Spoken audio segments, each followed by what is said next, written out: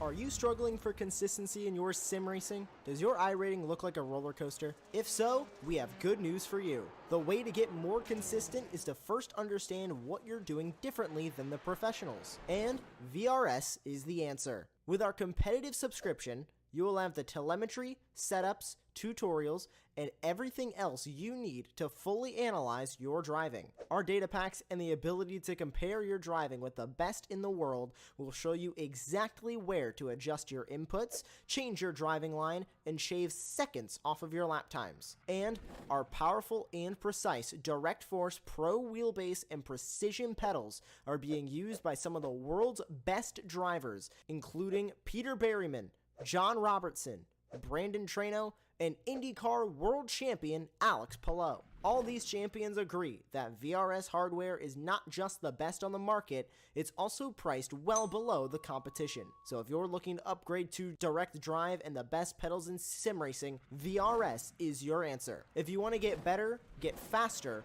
and make it happen sooner rather than later, you owe it to yourself to find out why so many people are switching to VRS. You'll be so glad that you did. Visit www.virtualracingschool.com and learn why the best use VRS.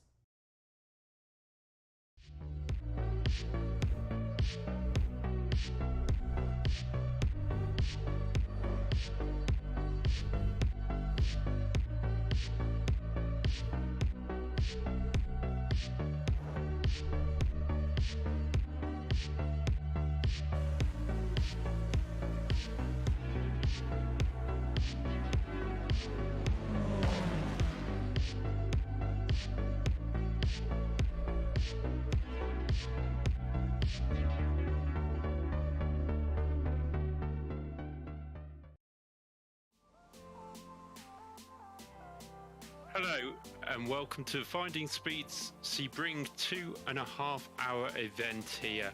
The Sebring International Raceway is one of the oldest continuously operating racetracks in the USA, the first race being 72 years ago in 1950. Currently, this is home to one of the biggest 12 hours in the world, the Sebring 12-hour event, of course, and the World Endurance 1,000-hour race, which took place just at the weekend. The raceway occupies a portion of the Sebring Regional Airport, which is used for private and commercial traffic, and was originally a World War II training base for the US Army Air Force. Well, tonight the teams will be using this Finding Speed event as training for next week's iRacing Sebring 12 hours. But as any drivers know, training and practice will not be enough. Just like the American pilots, they will want to soar to the top of the podium here in this 2.5 hour event, and teamwork will be everything. Welcome to Apex Racing TV. I'm David Whitehouse, and joining me in the commentary box is Adam Thompson, and providing the shots on the production is Lewis O'Reilly. So we've got a great event coming up here with the Finding Speed team, and just before we head into the actual event, where we're still waiting for a qualifying session to actually start, I'm just going to quickly say thank you to some of the sponsors for this event. So I will just very quickly find that. Here we go. So, Finding Speed. You might ask what Finding Speed is if you're new to this channel.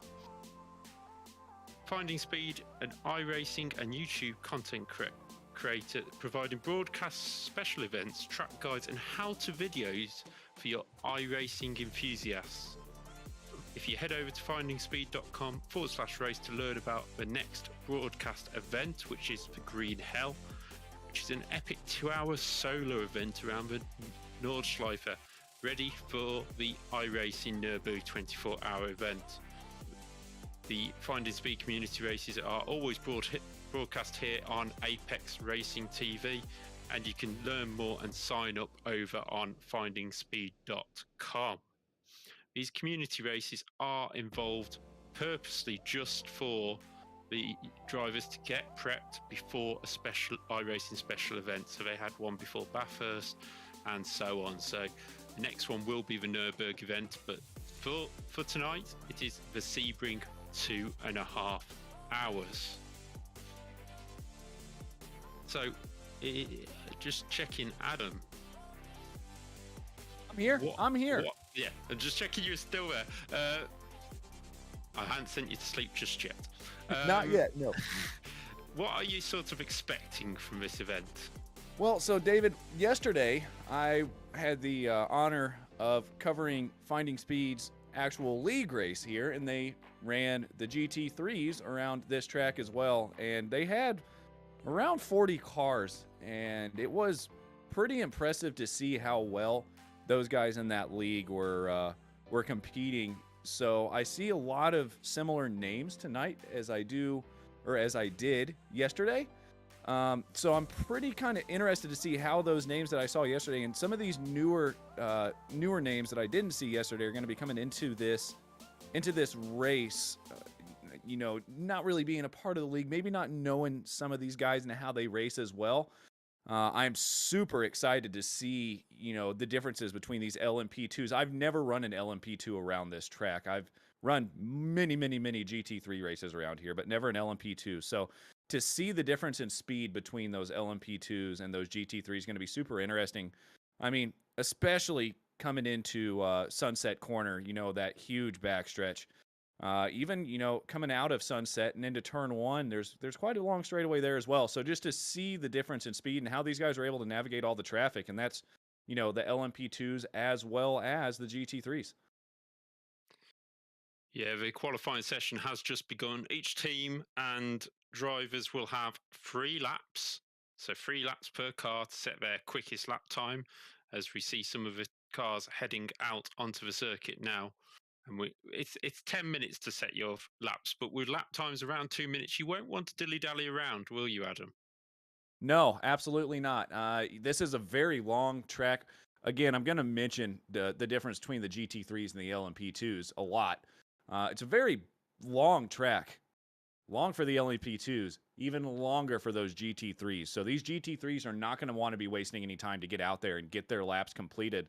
If you do make a mistake or something like that and have to come back into the pits and reset if you hit a wall or something like that, I just don't know, depending on when you make your mistake, if you're going to be able to get back around for a full out lap and then a full qualifying lap. And what I found out yesterday with these GT3s in qualifying, at least, the first lap is always going to be the quickest anyways for some reason.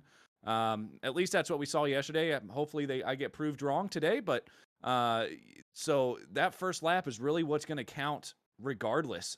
So it's just going to be interesting to say the least how everybody does. Yeah, it's going to be that kind of session where, yeah, it's a 2.5 hour race, but you don't want to start making mistakes early on in the qualifying session, because you can breed that on into the race. Now, as we mentioned earlier on, Sebring is a very special kind of circuit. We got a couple of different surfaces changes for a start. Round near the end of a lap, it becomes this hard runway concrete. Do you expect that will develop the tyre wear a little bit more, having to adapt to each of the surfaces? Yeah, I absolutely do. I mean, even though this is a racing sim, iRacing has done such a great job in using different the different textures of all these different, as we watch Okaranza actually coming right now through this concrete portion that you were talking about. You can definitely tell there may be I don't know if the tire wear is going to cause as much of an issue as it is just the changing of surfaces, because I promise you that as you come from concrete to asphalt, going into Sunset Corner, as he's now back on the asphalt, going into Sunset Corner on the concrete, these cars do not react the same as they do around most of the rest of the track. So going to be interesting to see, especially, these first couple laps when people are still jostling and battling for position. And once they get settled down for this pretty long race, it's going to be, just interesting to see how these guys are able to cope with that and manage that. Yeah, it's something that the drivers will have to manage. Obviously, when they go do the Sebring 12 hours, they'll have teammates to deal with that, whereas most of the drivers, I believe, are doing this solo. I'm just having a look at the team efforts now. Yeah, everyone is doing this, excuse me, as a solo race. Now, names you may recognise in this field, I can tell you straight away, we've got Jakob Behrens, who's been out on this channel before. Hakon Gribstead, Daniel Sivisabo. I think we've got Alan Cargret. Andrew Dawson is another driver who I actually know personally out in so shall we say the real world. So it's very interesting to see how these drivers are going to get on. And there's only 7 LMPs to deal with, but if they all stay together, that's going to make it really difficult for GT traffic when they try and might be in a battle, but then have to get out of the way. Yeah, it is. It's gonna be pretty. I mean, I'm just looking forward to it. Again, I've never been on an LMP around this track, and just I'm still kind of interested in see the difference in speed. And right now we're looking at it. I mean, you can see Barron's in the LMP2 ran a 146.0, while Fletcher, the first place right now in the GT3s, is all the way back there at 158.0. So that is a 12-second difference around this track. So these guys are going to be, I think, you know how some of these, David, and some of these endurance races, and I mean, this is technically an endurance race. It's a longer race than I'd want to run by myself. It's not going to get boring per se, even though it's not ever boring. I think these guys are going to be battling with cars and each other the whole race. I really don't think there will be much time for them to step back and take a breath, if that makes sense. Yeah, that makes perfect sense, as the drivers are continuing their qualifying sessions just now. Just to run you through what is happening at the moment, we have 4 LMPs out there having set a time, as you were mentioning earlier. 45.2 is your fastest so far by Daniel Sivisabo, the Hungarian, and the fastest, and 12 cars out in GTs, which the fastest is 158.03. So you're looking roughly, if my maths are correct, which they probably won't be, being lapped every, we'll get there in a minute, about 15 to 20 laps. These cars should come around with no issues if everybody's running flat out. But with so many GT cars, they will be running probably at a slower pace because they'll be overtaking and battling each other. Yeah, absolutely. And these GT3s are, as you did mention, there are quite a few more of those than there are the LMPs tonight. So there's definitely going to be battles in both classes, but this GT3 class is definitely going to be the one to watch out for. And if you are in that LMP class, that's not what you want. You don't want to see that big of a discrepancy between two classes, because that means there are a whole lot more slower cars out on the track that you're going to have to be finding your way through, finding your speed. I was doing this yesterday with Sam, and I'm just going to keep it up. But no, it's going to be pretty impressive nonetheless, just to see how all these guys are able to get around the track. And what I did want to mention real quick, you can see Patrick Gannon there in 3rd place in the GT3. In the Finding Speed League that I broadcasted yesterday, he actually won the race in that GT3 section, or the GT3 Pro Series over there. So he's definitely knows how to wheel this car around the track. So I think that is definitely going to be one to look out for today in the GT3 class. The other thing drivers are going to have to think about is strategy. Now, we know the GT cars are very popular. Most people will know that they can run normally about an hour on most circuits, maybe just short or just longer than on different circuits.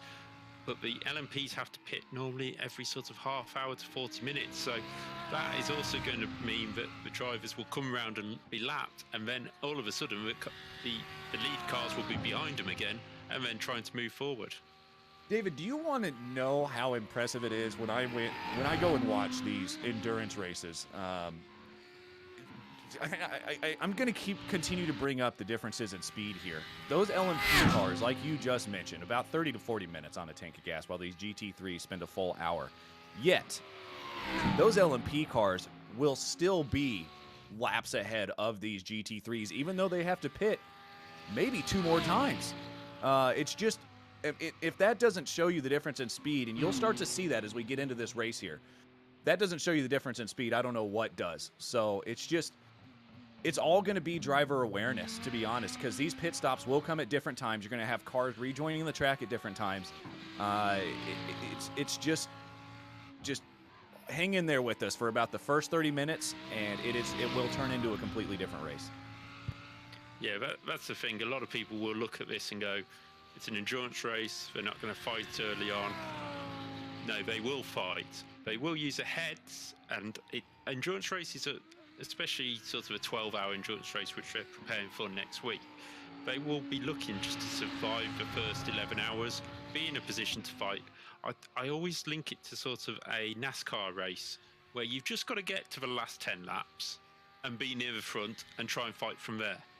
Yeah, I mean, I know you guys, both Lewis and David, you guys are from different parts of the world than I am. And just because I'm American doesn't mean I like NASCAR. I want to put that out there right now. I like going both left and right. But at the same time, in an endurance race, even though this isn't technically an endurance race, it will be action-packed because these guys are still going to be fighting for track position. You don't ever want to get behind. And it looks like we do have our qualifying complete. Yes, we do, and we'll just quickly run you through the grid of this Sebring Sunday community race on the from findingspeeds.com. On pole position, we have Andrew Dawson from the United Kingdom, a 45.040 in the LMP2 car from Daniel Civisabo for XZ Racing. Alan Cargett is in third place ahead of Jacob Behrens. Kichi Larson is in fifth from Jesse Elliott and Thomas Torp. So that is your LMP2s that have qualified. Eighth is Patrick Gannon in the GTs from Mark Fletcher and Daniel Kurowski. So that is your top 10. In 11th will be Hakan Gribstead for RPM Racing and Chris Tapio in a Mercedes. Will X is next up from Nathan Richardson. Roman Kubin is next up on the top Ferrari. 9th in class and 16th on the grid is Callum Puddicombe. From Christian Voltner, Brad Couch, Carl Gray, and Stefano Cucco is the second Ferrari in the line, 13th in class. Timothy Bray and Igor Bemak are next up from Martin Titoff, Darren Doherty, Dan Ozana, Tyler Campbell, Drew Becker, Ollie Morgan, Stephen Brown, 21st in class, but 29th on the grid, Christopher Courtney, Paul Joseph Clist, David Flanagan, and James Pugh round out the grid. And that is a full grid of 33 cars around Sebring, so plenty of traffic to deal with. David, I just want to shout out here, mention, I promise you guys, I am looking at the YouTube chat here, and I don't know if Lewis may be able to expand on this a little more down there in the production booth, but there was a bit of an update to the overlay system that Apex uses this morning, so that could maybe be why the broadcast data isn't showing correctly, so apologies on that. It sounds like some of the teams are showing the wrong teams, but it was just... you know, it's when you get into software, there always could be some minor problems, but you know, if that's the worst thing that happens today, I think we're going to be okay. Yeah, as you can see, the drivers are off on the parade lap at this moment in time. It is a thing we have at Sebring where the drivers have to do the whole parade lap. It gives us a little bit of a rest before we start, and that is always a good thing for us when we have 2.5 hours to talk over. But we will carry on telling you about this Sebring circuit. As you can see, the pace car just out in front there, the LMP2s catching up. They will start at the front, and the GT cars hanging back so they get a clean start to their race as well, because what you don't need is a load of LMP2s and GTs into that turn one at the same time. Yeah, absolutely. And you're going to see what these guys are trying to avoid. You see these gaps starting to form is carnage. And especially with those LMPs starting where they are, they don't want to get involved in anything that could happen on lap 1, turn 1. I don't care what car you're in. It's always going to be a bit of a pucker moment, I would say, going into turn 1 on lap 1, no matter how long the race is. And I think that's what these guys are trying to avoid. Yeah, you always have to be, when it's an endurance race, I mean, a lot of people will be used to sprint races on iRacing. These are completely different, especially community races. They're a lot cleaner. You don't get these, as MotoGP would put it, dive bomb Darrens in it. A little hint there to Darren Binder, but I think he did a great job today, but that's a different sport altogether. And here we are heading round, and you saw the tarmac change there. It goes from tarmac to concrete on the runoffs, and then the drivers come round onto this. You're looking now at the area that is part of the airport here, and these LMP2s will be taking off like a shot in no time as they head down towards Sunset Bend. Now the driver's just trying to get into line. If they're after a formation, they're not doing the best of jobs at the moment in time, but Andrew Dawson there on pole position and Daniel Civisarbo, they do have to wait for a pace car to go. There's the GT cars a little further back. You can see it's not the biggest of gaps, so if one of the LMP2s does have an issue in turn 1, he will have GT cars to try and get past at the start of this race. But the 6 LMP2s sitting at the front here. There's some more, another one 30 seconds back, so I think Becker is at the back of the GT field. But here we go, we're coming around for the start. The pace car pulls in, and we're about to start the findingspeed.com Sebring 2.5 hours and we're away. And Andrew Dawson gets a jump off the start from Daniel Civisarbo and Andrew Gargett. So in they go to turn 1. Everybody getting through. Oh, that was close between Jared Bennett and Gargett, but everybody gets away. Oh, and there's a spinner there. That is Jacob Behrens. Yeah, that was. I didn't see that one on screen. I just saw the. Bennett starting to fall down the order there, but looks like we have Gannon. Remember, I mentioned him. He must have taken a few overtakes there, got himself up into first place. So pretty impressive by Gannon to get that done. But yeah, this is right now everything, for the most part, from what I've seen, has been pretty clean.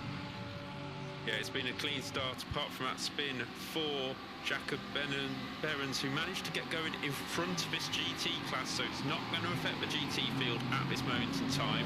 You may see some of the LMP2s coming through later on, but here we go. Here's Chris Puddicombe in the Lamborghini in midfield, and we have side-by-side action between Bray and Campbell further back in the pack.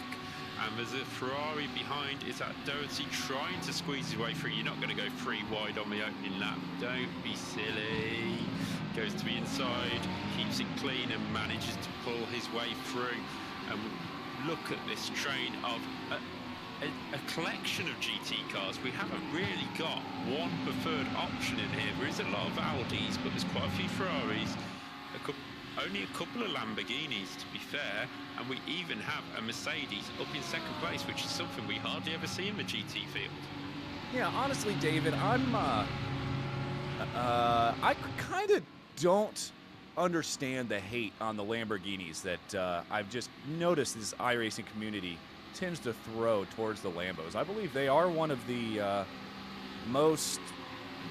I think the best all-around car, to be honest. I mean, I'm a Ferrari guy myself, and I know a lot of people don't like those as well. But no, I think the Lambo is going to do okay today. I mean, in those Mercedes, they're pretty tough to beat, especially you would assume around Sebring with the amount of power those things have. It's going to be pretty interesting, and the Audi, of course, is always going to be a pretty good car if you can tame it, along with the Porsches we know are newer to that iRacing service, and those things are a handful. So, I mean, just because you guys see all these different cars in this GT3 field, they all react differently, and it takes different driving styles to drive them all. Exactly. The Ferrari is something which sorry, excuse me. The Ferrari is something that most people on iRacing already have, because it goes into a lot of different series. But the BMW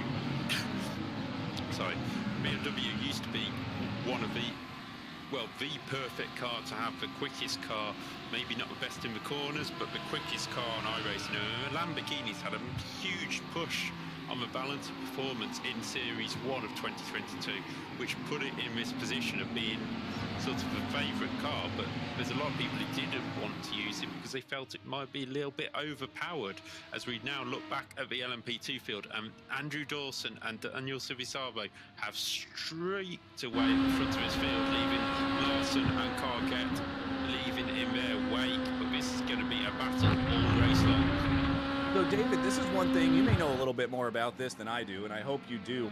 How does the, I know in the GT3s, the dirty air doesn't really affect those GT3s as much, but these are a little bit more, I think, aero dependent, these LMP2s. Does dirty air tend to affect these cars anymore? The dirty air certainly does affect the LMP2 cars. Unfortunately, I've never been good enough to jump into the LMP2 class, but I've done a lot of GT driving in the endurances with P2 cars coming past. And as a GT driver, you have to be so careful when that LMP2 car comes past. You need your spotter in your ear going, remember the dirty air, because especially in the longer races, you just forget about the dirty air and you just think it's a car in front, he's past me, I'll carry on driving as I do, because you get into this autopilot mode. But it's so easy, especially in the quicker corners, to be behind a P2 and just get dragged out wide, and you know, you lose loads of position, get your tyres dirty. As we can see, Civisabo is really on the back of Dawson. But as you can see, that is showing that there is dirty air, but the slipstream when the two cars are alike is really important. Yeah, absolutely. And we're going to kind of see, this is what I mentioned. So getting into Sunset here is going to be tough on the concrete. I mean, you can see them kind of bumping their way through the final corner, turn 17. And that's just, ooh, as Civisabo gets a little bit wide there, seems to hold on to it. And we're going to see this, I think, as tires start to wear as well. You're going to see turn 17 and turn 1, even though turn 1 looks pretty easy, get way more treacherous. Yeah, turn 1 and, well, Sunset, I think, is the worst. I say the worst corner, the most interesting corner on the Sebring circuit, because it is a corner that you can take so many different lines through. The LMP2s, you need a nice sweeping line to be able to get the run out the corner, so actually coming out wide leaves the door open on your inside for your opponent, whereas GT car, you might just want to keep it a bit tighter, a bit more tidier, because you're just always going to be that little bit slower through the apex of the corner. As we go on board with Civisabo now, and hopefully we'll be able to be on board with him in the Sunset corner and show you the different lines that these cars will take. But you can also, this view shows you perfectly the changes in material on the road. We just saw a complete change from that apex alone, and then it changed back again to the tarmac, but you can see where cracks have been filled in, where lines have been painted over, even grass on the side of the track being brought on the opening lap. And as you can see there, the drivers come out off the racing track almost to get a better line through the corner, and that is just making the inside of that corner even dirtier with marbles and things like that. But as you can see now, we're going down into Sunset. It's very bumpy, change of surface, and you want to keep it nice and wide at the entrance to get tight on the apex, to use all this and a little bit more, as Dawson does in front, to get the run out the corner. But Civisabo is just sitting there behind Dawson at the moment, and he goes for the inside of turn 1, and that is a beautiful textbook move by Civisabo. He doesn't run too wide on exit, and up into the lead of the LMP2 class.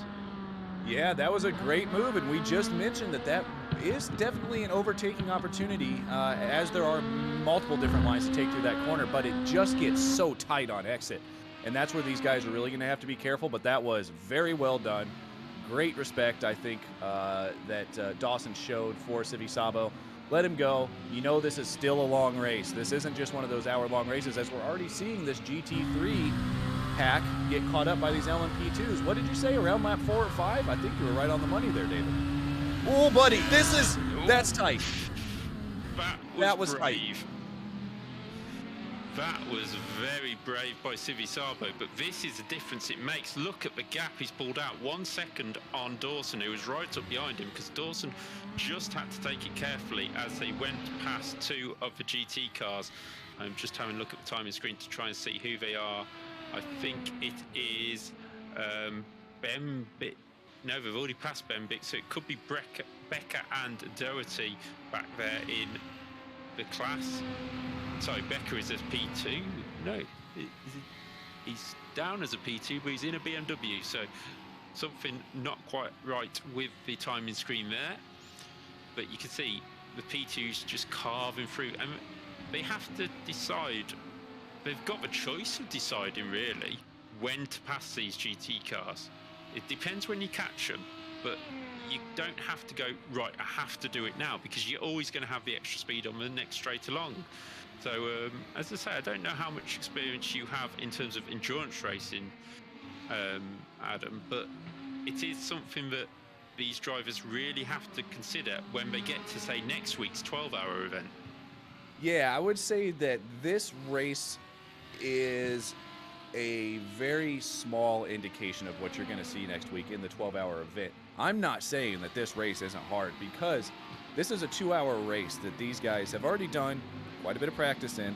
They've gone through qualifying, and now they're in the race, as it looks like Dawson is gonna make it past that Lamborghini there, but it's so tough to hold back. You know, as a racing driver, you don't want to, you know, hold back. Like, you're always wanting to make that pass. You're always gunning for that first place or that car ahead of you. But when it comes to endurance racing, you have to understand that, you know, one mistake, a couple mistakes may be okay, but if you make a mistake bad enough to damage your car or do something a bit, something that you wouldn't want to do, that damage can come into play, because you come into the pits and then you're all off pit sequence, and it's just, it could hurt you a lot more than I think maybe one of these quick races would, because it just, you can keep compiling issues as you're going, and the concentration's a whole nother thing. I mean, I've only been able to fit in a car for about 2 hours. You know, I did an endurance race with about 4 other guys, and it was at Sebring in the GTEs, actually. And I was only able to do about 2 hours before I started counting sheep, going over the moon. That was about as long as I could do it. So, props to these guys for getting in here on a Sunday just to run this race. Yeah, it's something which the drivers really need to pick up on, concentration, and that's where fitness comes in as well. I mean, we see with the esports they go through rigorous fitness tests and fitness regimes, and you think you're sitting behind a wheel staring at a computer, why do you need fitness? But exactly like you say, you need to be able to concentrate for the whole stint, because one little mistake and your whole team could be out of the event, as we are now seeing the P2s coming through.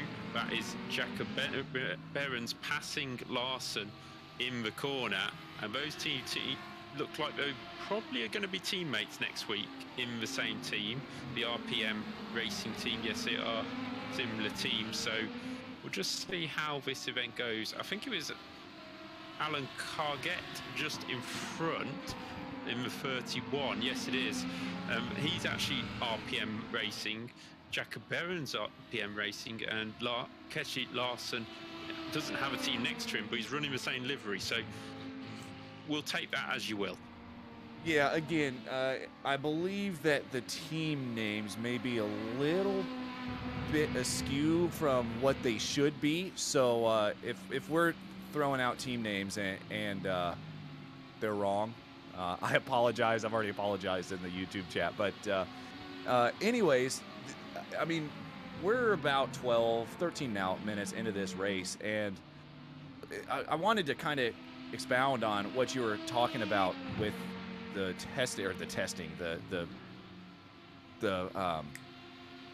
training regimens that these guys go through. And I'm telling you what, I would almost go as far to say that this may be a bit tougher mentally than it would be if you're racing real life, because you've got that physical aspect in real life that you're dealing with as well. Kind of takes your mind off of, you know, being mentally drained. These guys are, I mean, this is all a mental game for them, and it's just keeping that concentration, like we both now mentioned. That's going to be the toughest part, especially you start getting later on into this race. You've got GT3s all over the place, LMPs all over the place, and you're just trying to, you know, get around, and it's when it's going to become way more difficult than what we're seeing now. Right now, we're seeing some very good racing, not much contact, but I may expect that to change as these stages go on. Yeah, you are exactly right. There's number 6, Behrens, taking every risk to get past that GT car just then. The Mercedes, they're being passed, so that will be Chris Tapio in the Mercedes, 11th in class at this moment in time. Like you say, I think the mental side of this is more difficult, and I do link it to the idea of going to the gym and being on an exercise bike. If you go on a normal bike, you go up a hill, you've got the wind, but you're not concentrating that much, but physically this is about... I it's apologize, tight. David. Oh, my right. goodness.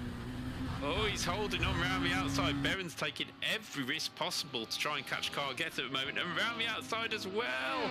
But Larson in the background, these guys taking big chunks out of the gaps for the GT cars, and if I was in the GT cars, I'd just be holding my breath a little bit when these guys are coming through.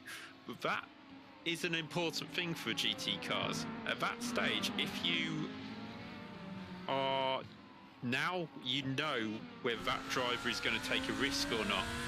And as a team in a longer endurance race, I know this isn't actually driver swapping or anything, but in the 12 hours coming up, you will actually recognise a car and go, right, he was a bit tough coming past me this time. I'm going to give him more room, or I'll let him past a little bit earlier, and things like that. So they could all come into account. And you can see Behrens was taking risks and was trying to close on Carget.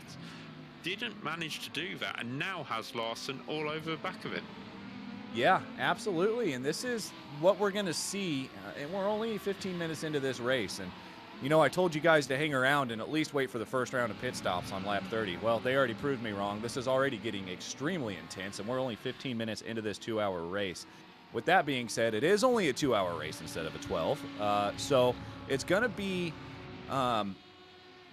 more important to make the moves quickly. You can't be as patient. You know, like we were mentioning early, patience is a virtue, especially in these endurance races. And even though this is longer than a normal race you would see, it's still short enough to where you've got to start making moves when you see them. You cannot hang back and wait, because that may just be the gap that the guy ahead needed to take that lead or take that win. Exactly, and going back to that in terms of the mental capacity, like this one is it's just as tough, because you know you've got to take position now, whereas next week you know you've got another 11 hours to go, or another 11 hours 40 to go. Man, Behrens is doing everything he can right now to try to close this gap on Carget. It's just impressive. I mean, Carget has been getting through this traffic, it seems, way easier than Behrens has. So, I mean, this gap right now is holding about 2 seconds-ish. So, I mean, it's just, I do believe that Behrens does have the speed to catch Carget while he's on the without any traffic, but I believe Carget's getting through a little quicker, and Larson's catching Behrens there right on the back. But looking here at Sivi Sabo, about 1.5 seconds ahead of Dawson, and he's just out for a Sunday drive. No pun intended, I promise. Yeah, but he's on a nice Sunday drive at the moment. Here is Daniel Sivisabo and Andrew Dawson out in front, and look at the clear space they have out on circuit. No need to concentrate on anything else but each other here. They've used just clipped that grass every time. You can see those two out in front, and then behind them is a gaggle of cars. They've got a while until they catch any more lap traffic as well. which will be the start of lapping everybody for a second time. Yeah, absolutely. And we've got this track map pulled up that you can see, and you can, I mean, that you can tell by the time that they have definitely put a bit of a gap on the rest of the field here. But if you look at the track map, they are a easily full 3 corners ahead at this point, and they are still gapping even quicker. And they really don't have any GT3 cars ahead of him. 17th position up there, Chris Tapio. But he is a long way up the road, so that's probably going to be a battle for about a lap or so. So right now, again, just like you mentioned, focusing on nothing but themselves and each other. I mean, it's just, again, it's a long race, and anything can happen. You can even, we mentioned the lapse of concentration. You can lose concentration because there's nothing going on around you as well. But following on here with Patrick Gannon, who I did make a mistake earlier. When I checked the qualifying, he was 3rd place, and he must have taken that position to take pole in the GT3s, and he's out there just doing his own thing, about 1.3 seconds ahead of Grabstad. Yeah, he's doing a great job in the GT class at this moment in time, and I know Hakan Grabstad is no slouch at all. We've seen him on Apex Racing TV many times before, so certainly no slouch whatsoever. He's pushing Gannon along. In 3rd place, we do have Nathan Richardson as well, who's driving very well in the Audi. So it's Audi, Porsche, Audi, Ferrari, Audi, Lamborghini, Audi. So an Audi looks like a good car to have around this circuit. Yeah, it does, and I was wondering if it would, because this is one of those cars, again, maybe after the update things have changed a little bit, but one of the cars that I recognized as being a bit more on the difficult side to drive, but it is faster, I believe, overall, if you can handle it, if you can figure out how to drive the car. I mean, as you can see, Gannon making it look super easy, but it does tend to get a little bit twitchy on you. Yeah, it is not the easiest car to drive, shall we say. So it'll be interesting to see how they get on as the race unfolds. In 4th place, we have Cuban and Will X in 5th place. Fletcher, Volkner and Chris Puddicombe rounding out the top 8 running so far. But it's sort of a 2-horse race in each of the groups at the moment in terms of... Sorry, must have a frog in the throat. Yeah, no, I know what you're I know where you're getting at there. There is kind of like a bit of a gap here between the top 2 in both classes. But again, we're only 21 minutes in. So I mean, looking here at Mark Fletcher, lost 4 positions. I do believe there was a bit of contact at the beginning of the race for him, which may have put him back there, but it's better to have that done early than, you know, more towards the end of the race. So I think Mark's back there just starting to gain some time. Looking at his lap time, 58.996. That was his best lap, and it was his last lap. So he's starting to get the hang of this thing, I think, and I would expect him to be back up there quicker than we think. We are now looking at Patrick Gannon, sorry, I don't know why I keep saying Paul. Patrick Gannon in the 666 Audi, pulling away slightly. The gap staying the same between him and Gribstad, but Richardson just dropping a slight bit back in 3rd place. So this GT pack, but you can see that is the top 6 in your shot as we look down the back straight from Sunset Bend. But Gannon is really pushing hard right now, and we are actually getting towards the stage of LMP2 pit stops in the next sort of 10-15 minutes. Can't believe it's only been 22 minutes, to be honest, of this race. We're on lap 13 now, but the LMP2s will be starting to pit, and when we get to the endurance race, Adam, in terms of the longer event, they'll really have to think about where they come out in traffic and whether it's worth just trying to go that extra lap to come out in a bit more space. Yeah, absolutely. You have to think about what these guys are doing tonight compared to what they're going to be doing next week. This is going to give them a good gauge on tire wear, on fuel consumption, and all that good stuff. Wow, as Carriget, If somebody could correct me on how to pronounce that, that'd be awesome. But gets a little bit loose, but able to hold on to it. No, not really too much time lost. But anyways, back to the back to these pit stops. What they're not going to have to do are driver changes per se. And even though, again, this is a sim, driver changes can get a bit sketchy sometimes. I have seen, trying to get out of the car and get somebody else put into the car. It sometimes doesn't quite work out right. So that's just going to be something that they're not able to practice tonight. But, coming next week, it's going to get way more interesting with that, as we do have looks like our first pit stop in 20th position. What would that be?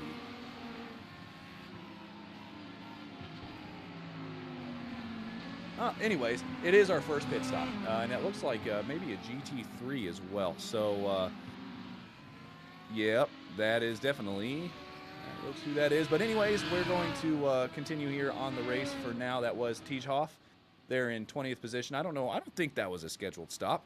But when it does come to this LMP2, it looks like Karagay may have he did crash. Uh-oh. And that was, he just lost third place because of that. It's going to be interesting to see what happened. Now, who knows? But anyways, here we go. Just gets wide trying to get around that Audi. Looks like he makes that move okay. Maybe under braking. He does. There. Yep, that'll do it for you. Just lost the rear end just a little bit. They locked up, but, David is... We've started to notice, I think, tire wear is going to start to become an issue as they get further and further onto these stints. Yeah, it's going to be a huge issue, especially with the LMP2 cars who will eat their tyres just that little bit more with pressure through the corners. The GT cars normally last hour or so. So it's really interesting to see how they get on with the tyre wear. With this abrasive surface, we've said it before, Sebring is not billiard table smooth.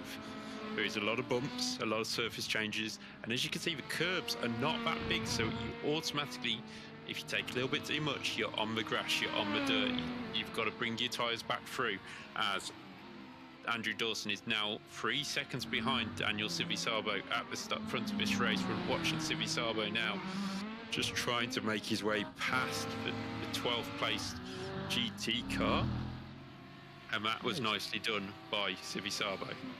Yeah, he's doing everything he's got to do to maintain that gap, and he's not only maintaining that, he's actually extending that a little bit. When we looked, it was about 1.5 seconds last time, and he's up to 2.7 now. So he is doing a great job getting around this traffic super easily.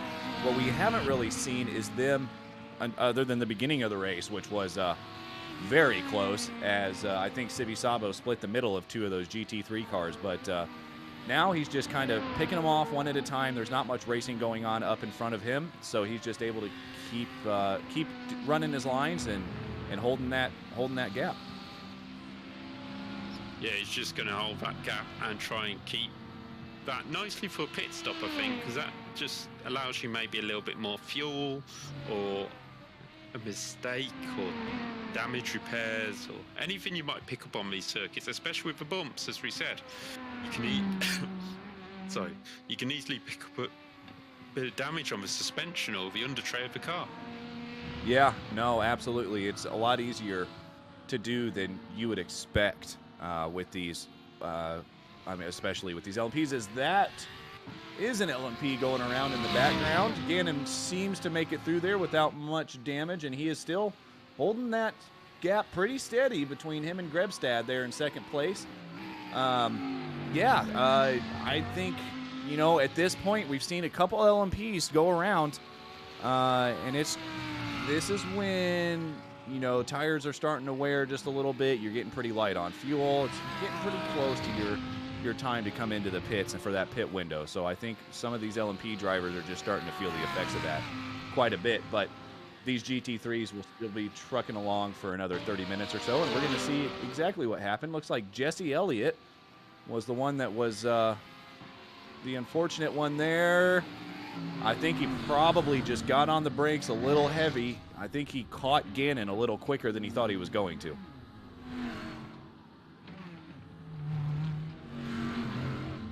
Yeah, caught him up just a little bit too quickly there, and was a bit surprised by that. But as we said, not really too much of an issue over top, you know, because we got 2 cars round in the background. I'm just trying to work out who they are. It's looking like Andrew Dawson, I see, came off track and went back on. That may be... That could very much be him. Did he catch a little bit of current? Oh! Yikes. I was talking about this at the beginning of the race. It's just when it as that rejoin got pretty sketchy, but no, you just got to be super careful around these GT3 cars, and I really don't think that was any fault on anybody. He just caught that GT3 way quicker than I think they were expecting, and you know, you can't hit brakes mid-corner. That's when it causes spins, so it's unfortunate for Dawson, but I don't think he caught too much damage. I do think, though, David, that, I don't know, those LMPs probably aren't as tough as these GT3s are. These GT3s can take quite a beating. Yeah, it's something that you really have to take into account when you're driving the LMP2s. You've got to try and keep off the curbs. You've got to try and keep damage to a minimum because they're so aero-dependent in terms of how they are driven. As you can see currently, Sabo charging through all the back markers, coming up behind 3rd and 4th place in class. You know what I really haven't mentioned? We just saw Sabo get around Gremstad there, who's 2nd in class for the GT3s. It's not just these LMP drivers that have to find a way through. These GT3 drivers are looking for a place to allow these LMP drivers to get through safely, if that makes sense, because these GT3 drivers don't want to lose any time either. This isn't just an LMP2 race. So I promise you, when we see some of these contacts and these incidents, these GT3 drivers aren't happy either. It's not like they were trying to get in the way of the LMP2. It's just the closing rate sometimes. There is no good way to get around.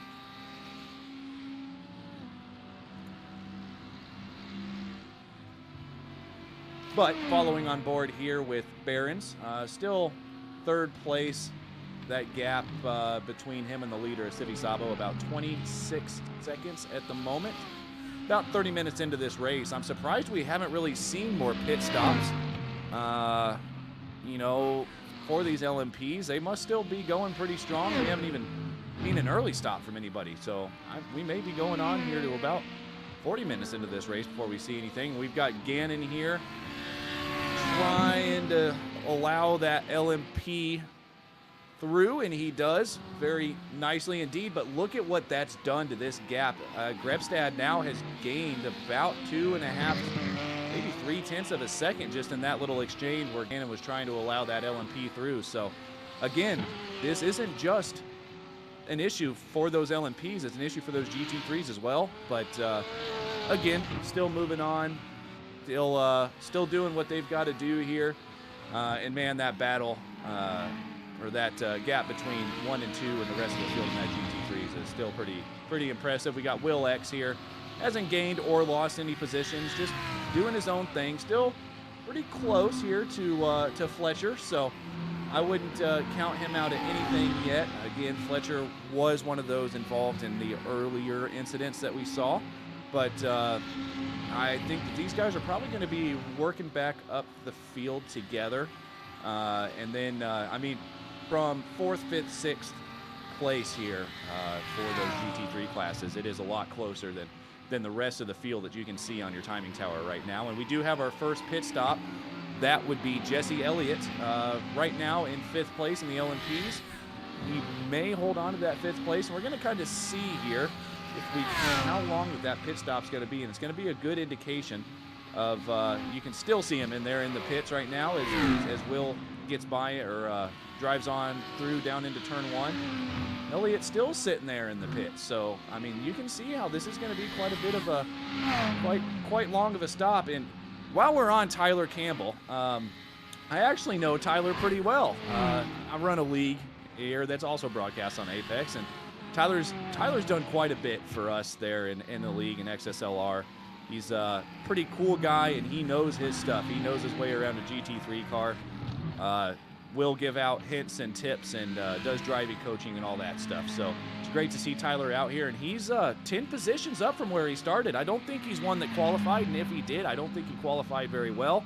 And he's in a Ferrari, which is also different. Normally, I'll see him in an Audi. So maybe Tyler's learning something a little bit, learning a little more, and he just hasn't let me onto that secret yet. Yeah, Tyler Campbell doing a great job of coming through the field at the moment. There is a few movers at the moment. Jesse Elliott up 28 places. He didn't qualify in the LMP2 class, so a bit of a false storm there because he was going to pass all the GT cars anyway. If he didn't in an LMP2, I'd be mightily surprised. But we've got Tyler Campbell up 11 places, Ollie Morgan and Stephen Brown also up 11 places, and Paul Joseph Kliss up 11 places, whereas the biggest loser has been Daniel Krosky, who has lost 16 places and is running at the back after an incident early on. We're now looking at Timothy Bray about to try and make a move on Stephen Brown. The Ferrari against the Audi, and like we said before, the Audi not the easiest car to sort of get on top of, whereas the Ferrari is a car which most people on iRacing have driven, and it's a nice, I always call it the safe option. Yeah, it definitely is. I know the Ferrari has its quirks as well. People call it underpowered sometimes, kind of the back end does kind of want to swap ins a little bit if you're not careful with it. But all in all, I think it is definitely, for me, the most fun car to drive, and that's also because I don't spend as much time driving on the sim as I should. But man, look at this. This is impressive. Timothy's doing everything he can. Look at that Ferrari actually pulling a bit of a gap down the straights. I wouldn't expect that. Yeah, the Audi is not always known as the quickest car. It does look kind of aerodynamic, but I always liken it to a Beetle in terms of aerodynamics compared to some of the cars, especially with Lamborghini. We did see Chris Puddicombe come into the pits. He's rejoined in 12th place. Yep, but there's still... now, again, I think that may have been a bit of an earlier pit stop for Chris, but these guys are all just trying to figure out their bearings, get their wits about them, and kind of get some practice here for next week for the race. So I would assume that maybe he's just trying a little something, a little something different. And, I mean, heck, I may get proved wrong, and he may come up and win the race. Who knows? That's why I'm up here and not down there. But still following this battle here with Stephen Brown and Tyler Bray, or Timothy Bray, I apologize. This is impressive. Stephen's moved up 7 positions from the start, and Bray is down 1. So, yeah, I think Bray is probably wanting to get back around him as quick as he can. And here we go, about 36 minutes into the race, I think we're going to start seeing the LMP2s peel off for the pits. Yeah, Jacob Evans and Ketchit Larson have headed to the pit lane, and those P2s, as we said, 30 to 40 minutes depending on the fuel level and the tyre wear. And while we've been talking, Sivi Sabo is now 14 seconds clear of Dawson. Obviously Dawson got a bit caught up in that incident, but certainly hasn't got the gap closed down anything like how he would want to, ready for pit stops. And they will probably be pitting in the next 2 or 3 laps, I suspect, where you won't see the GTs to do a scheduled stop until about the hour mark. As you can see, Sivi Sabo now coming up on this battle between Brown and Bray unable to use the slipstream to get past Brown again.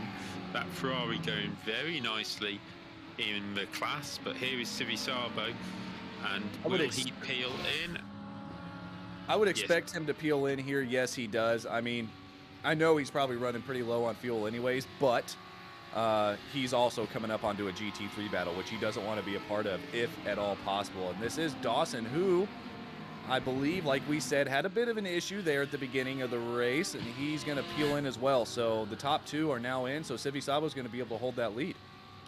Now, one thing the drivers do need to remember is they do have one fast repair in this event, which they won't have next week.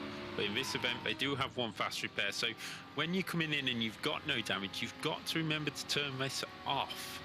before you pit, or you lose that fast repair. And it is a bit of a tactic of when to use the fast repair, because when you get to these endurance races, you may decide to use it on your first pit stop, but then you won't have it anymore, and you could need it later on for a bigger kind of accident. And I am talking from experience here, where I have used it too early before, for a little bit of damage because I was losing straight line speed, but then you have a bigger accident later and you regret that you used it.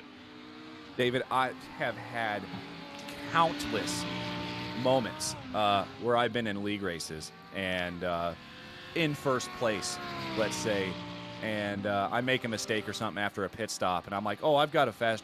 Oh, no, I don't. I used it on my first stop. So then you're out of the race, basically. You've got required repairs, optional repairs, all this stuff that you have to deal with. So it is definitely a strategy game. Obviously, if you smoke a wall or something like that, you're going to have to take it. But look at the closing speed. Civi Sabo just right around Grebstad. Unbelievable. I mean, it's just crazy how much quicker those LMPs are. But anyways, yeah, so the fast repair thing is going to be definitely a bit of a tactic. And looking here, I mean, Grebstad and Gannon seem to be probably one of the cleaner cars out here right now in that GT3 portion, so I don't think that they're going to be using that fast repair unless they forget to turn it off. And again, if you get into a problem later on, then you don't have it. So yeah, I mean, that basically explains fast repairs and our inability to use them correctly, David. Yeah, as I always say, if you can race, race. If you can't race, talk about it. So that's why we're up here and they're down there. So we've got this interesting portion of the race where the GT cars will start now heading towards their pit stops, and the P2 cars, and as we have Hack and Grimstead already in the pits, seems a little bit early for me. But also Cannon's coming in as... Is that Cannon? No, that's Richardson, Fletcher, Cuban and Will X all heading the pit lane. So scrap that hour mark. Patrick Gannon carries on, but the rest of the top 6, top 7 all pit this time round. So let me ask you something here as we're watching these GT3 cars come in. Tires aren't really that big of a deal in a 1-hour race. They will be definitely in a 12-hour race.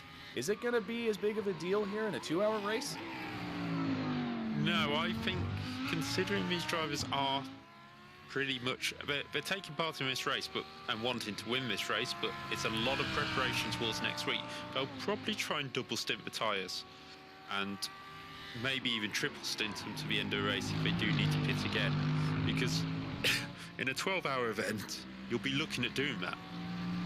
You'll be looking at running their tyres really long, so you probably will give it a go just to see how it feels. But in terms of a racing perspective, if you were just looking to try and win this race, it really depends on your speed, because you're adding an extra 20 minutes to your pit. 20 minutes? You really do not have a very quick pit stop. 20 seconds to your pit stop. Yeah, no, absolutely. And that's kind of what I was wondering here. You know, if I was in their position, I think a lot of these guys are trying to practice. And me, which is why I'm up here and not down there, I just want to win the race. So I probably really wouldn't try to be practicing as much for the 12 hours as I should be, because I just want to win the darn race at hand. So that is a great insight that I honestly didn't even think about until you brought it up, David. So thank you for making me look a bit, dense, I guess would be the word. But no, this is going to be interesting to see how these guys do go on with those older tires at the end of that race. And I mean, I hope they do practice, and it looks like most of them are practicing a double stint, or a double tire stint, a single tire double stint race. So there is Gannon. So yeah, I thought that may have just been an early box for some of those guys, but no, Gannon now in the pits as well. So that is about the time it looks like that these GT3s are going to need. Yeah, it may be a bit earlier around this Sebring circuit as Tapio heads to pit lane as well. So the gap between Gribstad and Gannon was 55 seconds. Let's see how long Gannon's pit stop will be and see if Gribstad can close any of that gap down. The thing that extends it in endurance racing, and it's something that my I'll say team manager. When I do endurance races, we let him believe he's team manager. As Cannon's coming out of the pits, we'll just go back to that in a minute. Gannon comes out, goes round the cones, and will retake the lead of the class if he can keep it in a straight line. But Gribstad is well up to speed and has brought Ollie Morgan with him. Ollie Morgan come from absolutely nowhere in this race. Yeah, where did he come from? 21 positions that Ollie Morgan has closed in this race so far. So he's gained 10 positions since I last went through. What a stint and a half that is by Ollie Morgan. I just, while you were talking, I wanted to cut you off so bad because all of a sudden I see this. He hasn't pitted. That makes a whole lot more sense. I was about to be mind blown and wonder why Ollie Morgan is here on a sim and not out racing GT3s in real life, why he wasn't there this weekend at Sebring. But no, super impressive anyways that Ollie Morgan, and he's still on that first stint. We've seen a lot of these guys coming in already, and Ollie's still out there, not only, driving around, he's really putting some pressure on Grebstad, who has pitted already. Yeah, well, Ollie Morgan will just be trying to push himself up the road as quickly as he can. And it's something that comes up in the 24 and 12-hour races. That extra lap you might need to save fuel. Now, for example, with some of the stints, you look at it and you go, there is a stint length and that will get us to the end of the race. But depending where the white flag comes out and how quick the leaders are, you might need an extra lap of fuel that you didn't put into account. This is where being able to do this extra lap, or extra 2 laps in the case of Ollie Morgan, so he's going very quickly and saving fuel. His lap times are not shabby at all. 159.3 last time by, keeping up with Hacken Gribstead to the 10th of a second. This speed and fuel saving at the same time, put them together into an endurance race, and it is pretty much the perfect strategy, because you can go that little bit longer, and if you can do 2, maybe 3 laps before pit stop each time, you can get a stint length out of 12 hours. So I have been corrected once again in the YouTube chat. Thank you, Robert. It is a 75% fuel window for these, at least the GT3s. And if I'm reading through what I have gotten information for, it's not just showing 75% fuel limit for the GT3s. That is for the LMPs as well. So it's weird that the LMPs came in around the time that they were supposed to. But the GT3s came in a little earlier, but that's neither here nor there. Still watching this battle between Morgan and Grebstad, who has still yet to pit. Lighter fuel load probably playing a factor here, that Morgan's able to stay on the back of Grebstad. But you wonder how much potential pace Morgan has right now, and he's stuck behind Grebstad. Or, like you mentioned, that may be where he wants to be. Just getting a bit of that draft help, that slipstream, trying to get a few more laps. Ooh, got a little wider, I think, Grebstad than he wanted to, but maybe a few more laps than he would have if he was out in clear air. So, I mean, this could play a factor at the end of the race. Morgan now 46 minutes into this race and about 10, probably 12 minutes ahead of, as Morgan gets just a little close to that wall on the inside there coming through Sunset, and he goes around again. Yeah, very interesting tactic by Ollie Morgan here to try and stretch this out, but his pace is there to be able to do so. And yeah, the drivers do have 75% tank capacity. I did forget to add that, which means to me the T2 cars came in around when I expected. Anyway, with 100% tank, so they did pretty well on their fuel mileage. But I still think the GT cars came in a little bit early for what I was personally expecting and what my experience is around Sebring. So it'd be interesting to see how that sort of equates into a race next week around the same circuit, but obviously possibly different weather conditions.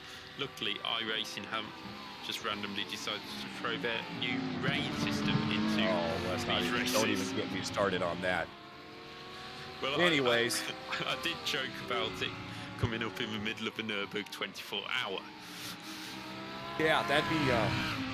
I apologize for all the drivers in that race if iRacing decides to throw that bit of throw a wrench into things, because there would be a lot of wrenches being turned on a lot of the cars if that did happen. But yeah, the rain thing. That's definitely gonna. That's an interesting move there by iRacing. So can't wait to see how that causes, or what kind of chaos that causes in some of these lobbies. I do believe they were hoping to bring it in this season, so we might have seen it in the Sebring race, but the plan is for maybe next year now to make sure they get it right, and that's something iRacing always do. They try and make sure they get it right before they release something, and that's why we get all these updates. Sorry. Speaking of getting it right, I just watched Sivi Sabo drive around the outside of 2 GT3 cars through Sunset. If that's not getting it right, I don't know what is, and that is a whole lot of trust in Gannon and Grebstad, who are first and second right now in that GT3 portion. But unbelievable by Sivi Sabo to make that move, and I mean, that just goes to show why right now he's winning the race. He's I may upset a couple people here, but that's a bit Max Verstappen-esque, just making moves that a lot of people wouldn't, and it's working out for him at the moment. So yeah, it's great by Sivi Sabo, able to get that car around those two and move on. 16-second gap now. He didn't really even lose any time to Dawson by doing that. So that just shows you the pace Sivi Sabo has. Exactly. We've got a replay coming up now, and this is looking at Roman Kubin heading down towards the hairpin. I guess it's just outbraking himself. Yes, it is. Just across the bumps, the car. Oh, and a little touch there by the Audi that was behind him. I think that may have been Timothy Bray. That could have been way worse. Whoever that LMP was back there, too, came in at a rate of knot and was able to get that thing slowed down in time. But I've seen it's not just been... Oh, that was Jesse Elliott. That was Jesse Elliott who, man, he was coming in, again, very quickly on these cars. Arrived at the scene of the crash, and, man, that was a great defensive move. Oh, my goodness, the 46. Who was that gets through there as well? But... yeah, Larson. So that was great defensive driving there between those two. But yeah, what I was gonna say, I've been seeing lose.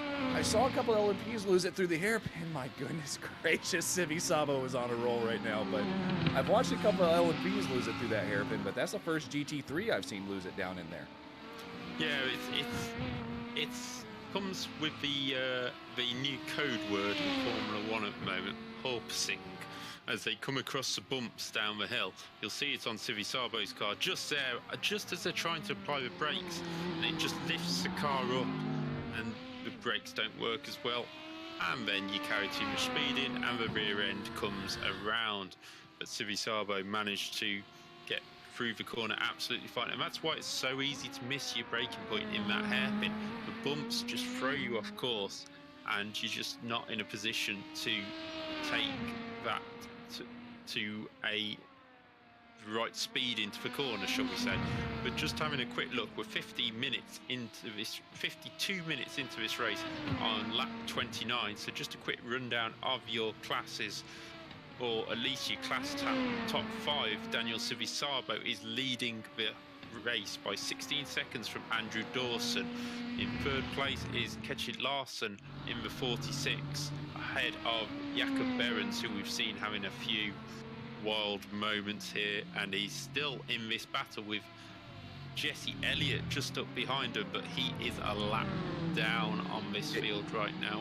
David, do you mind? We can do top 5 in LMP2s, but why don't we go ahead and do top 5 in the GT3s, because I all of a sudden see Grebstad right on the back of Gannon. Came out of nowhere again. I think this battle is starting to heat up. Grebstad's tired of staying behind him. Yeah, Grebstad has decided enough is enough. I want the lead of his GT class. So it is Gannon, Gribstad, Fletcher, Volkner and Campbell, with Willex just outside fighting Campbell all the way at this moment. So Campbell is on a good run, but here is the battle for the lead. It is 0.2 of a second between Gribstad and Gannon. Yeah, that Porsche, it looks like he's able to get through the middle of the corner just a little better right now than Gannon is. That's where he's making it through mid-corner on corner exit, but that Audi is just able to keep the gap just far enough down the straights, at least what we saw through the last, down the Ullman straight through the last lap. It looks like Gannon was able just to pull that just a little bit, but Gribstad still closing. And that Audi just seems that now Gribstad closing a little more. This is going to be where we saw some issues for some of these guys through this hairpin. Able to get it done right there. Okay, so yeah, this is going to continue down to the Ullman straight. And this is probably going to be the best overtaking opportunity for Gribstad at this point into turn 17 in the Sunset Bend. But as we mentioned, it gets pretty bumpy down there too. So yeah, I'm already scared because I think I can see what's coming. Yeah, it is really close battle. We have replay coming up on the screen. It's Larson, third place in P2. Just coming up behind one. Oh, it's a Mercedes he's coming up behind. And just, oh, that is an unusual one. It looks like the rears were just locked up right there. What second he let off the brakes, he got back going again. Yeah, very strange off there for Larson. That's something he will learn ready for next week that he doesn't want to do, but that has allowed Jakob Behrens up into third place in the class. As we look back at this GT3 battle, which is raging on, it's been going since the start, maybe about 2 seconds between them all overall in the race. But we're back up to half a second now by Cannon, but that closes in this fast section of the circuit where Gribstad can use the slipstream and move his Porsche closer to the rear of that Audi. Yeah, Gribstad just seems to be able to catch Gannon through this middle portion of this track. You know, you go through 2, 3, 4, 5, 6 into 7 where the hairpin is, and that's where Gribstad's able to get a little closer, and then towards the back part of the track through Le Mans, he just seems like Gannon's able to pull that gap. And there, you can see Gribstad maybe fighting with a little bit of front end damage, and you wonder how much that is actually affecting his aero when he has to stay. I mean, staying in that slipstream is an okay thing, but the second he pops out or loses a little bit of that momentum on Gannon, he just you wonder how much that actually is affecting him. Yeah, it could be affecting him a little bit, but Gribstad really pushing on. We go on board with the Porsche driver now. This is a great view of what they see in the race. Just missing that little curve. It's like it's a curve which is there to help you round, but you don't want to be hitting it because you will bounce off it as we go onto the airstrip. So much runoff, but none of it that you want to use. This corner right here, what they're coming through here, technically Le Mans, and I know there's another corner name that I do not pronounce through there, so I'm not even going to try. I mess that up every time because you expect that corner to be much wider than it actually is. It's deceiving. All that concrete all over the place, and then all of a sudden you see curbs on the left-hand side, and I have gotten way too many slowdowns coming through there onto Ullman Straight and then into Sunset. Yeah, I've mentioned it many times in my events where you just want to throw the car in a little bit more than it will take, and through that corner, like you say, you come round and it looks like, oh, it'll just open up, and all of a sudden it just gets tighter and tighter. In a rally game, it would be the corner speed of 2 and Titans. And you might actually know what was going on, but in here you don't have that co-driver, and it's so easy. Even though you know the circuit, you've been round it 32 times now, you get there and you just end up taking more speed and getting it wrong again. And this is what I mentioned about the complacency and the loss of concentration in these longer races. I'm putting my hand up right now. I know you guys can't see it, but I am probably one of the worst people that you want to have driving on your team if I've been driving for over an hour. And I remember at Sebring in that GTE, I locked up into that corner so many times. I mean, I probably had, if iRacing would have tallied how many slowdowns, the amount of seconds I had in slowdowns, I probably had more time in slowdowns than I did have time in the car, to be honest. But no, this is great racing here, and as we see, they're trying to lap. Who is that lap card? Can't see the number on that. It's one of the Audis, which we But Grebstad, that has helped. He's now there. So this is going to be, I think this is going to be Grebstad's opportunity once they get back on here into the Almond Straight. It's maybe where Grebstad's going to have the chance if he can. I don't think we're going to see a dive bomb here yet. It's going to have to be clean. And look, he just loses more time on corner exit into the Almond Straight.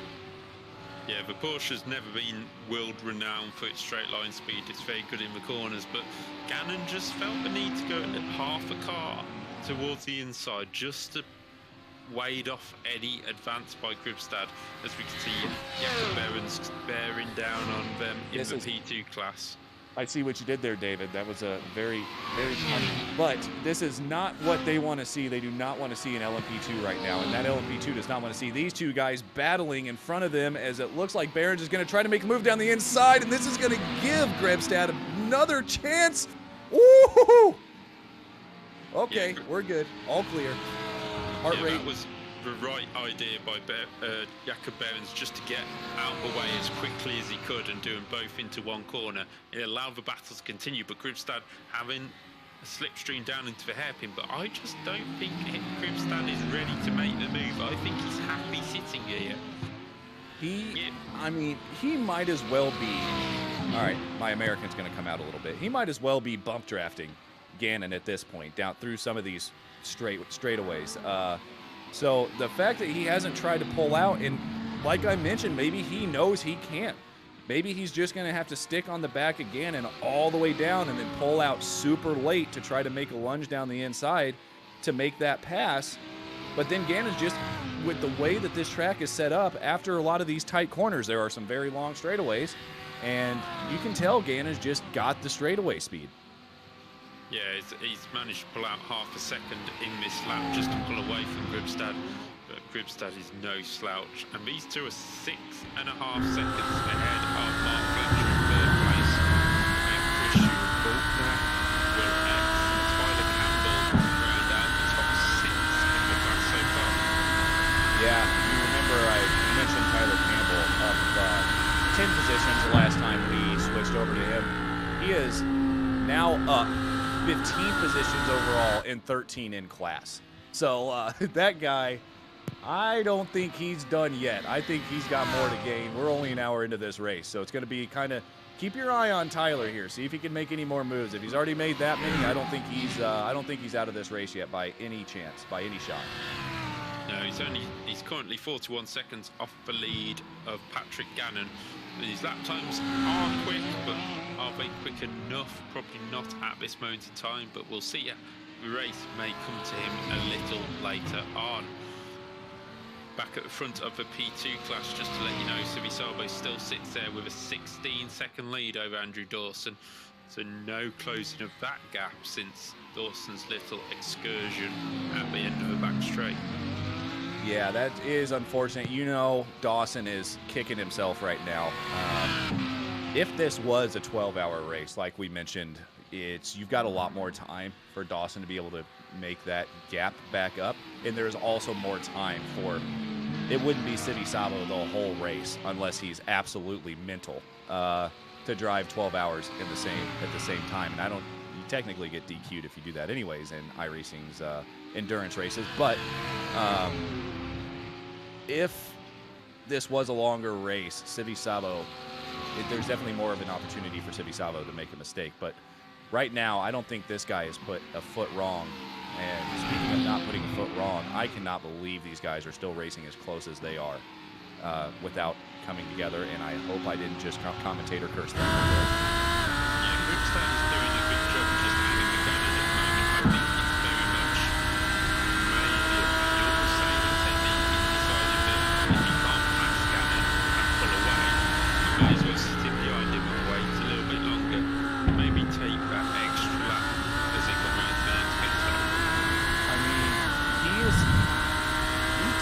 definitely see that he has the pace. And I mean, obviously, we're not in his head. We can't hear driver comms or anything like that on stream, so we don't quite know what exactly is going on, why Grebstad is doing this. And you know, I think at this point he has the pace to stay this close to Gannon.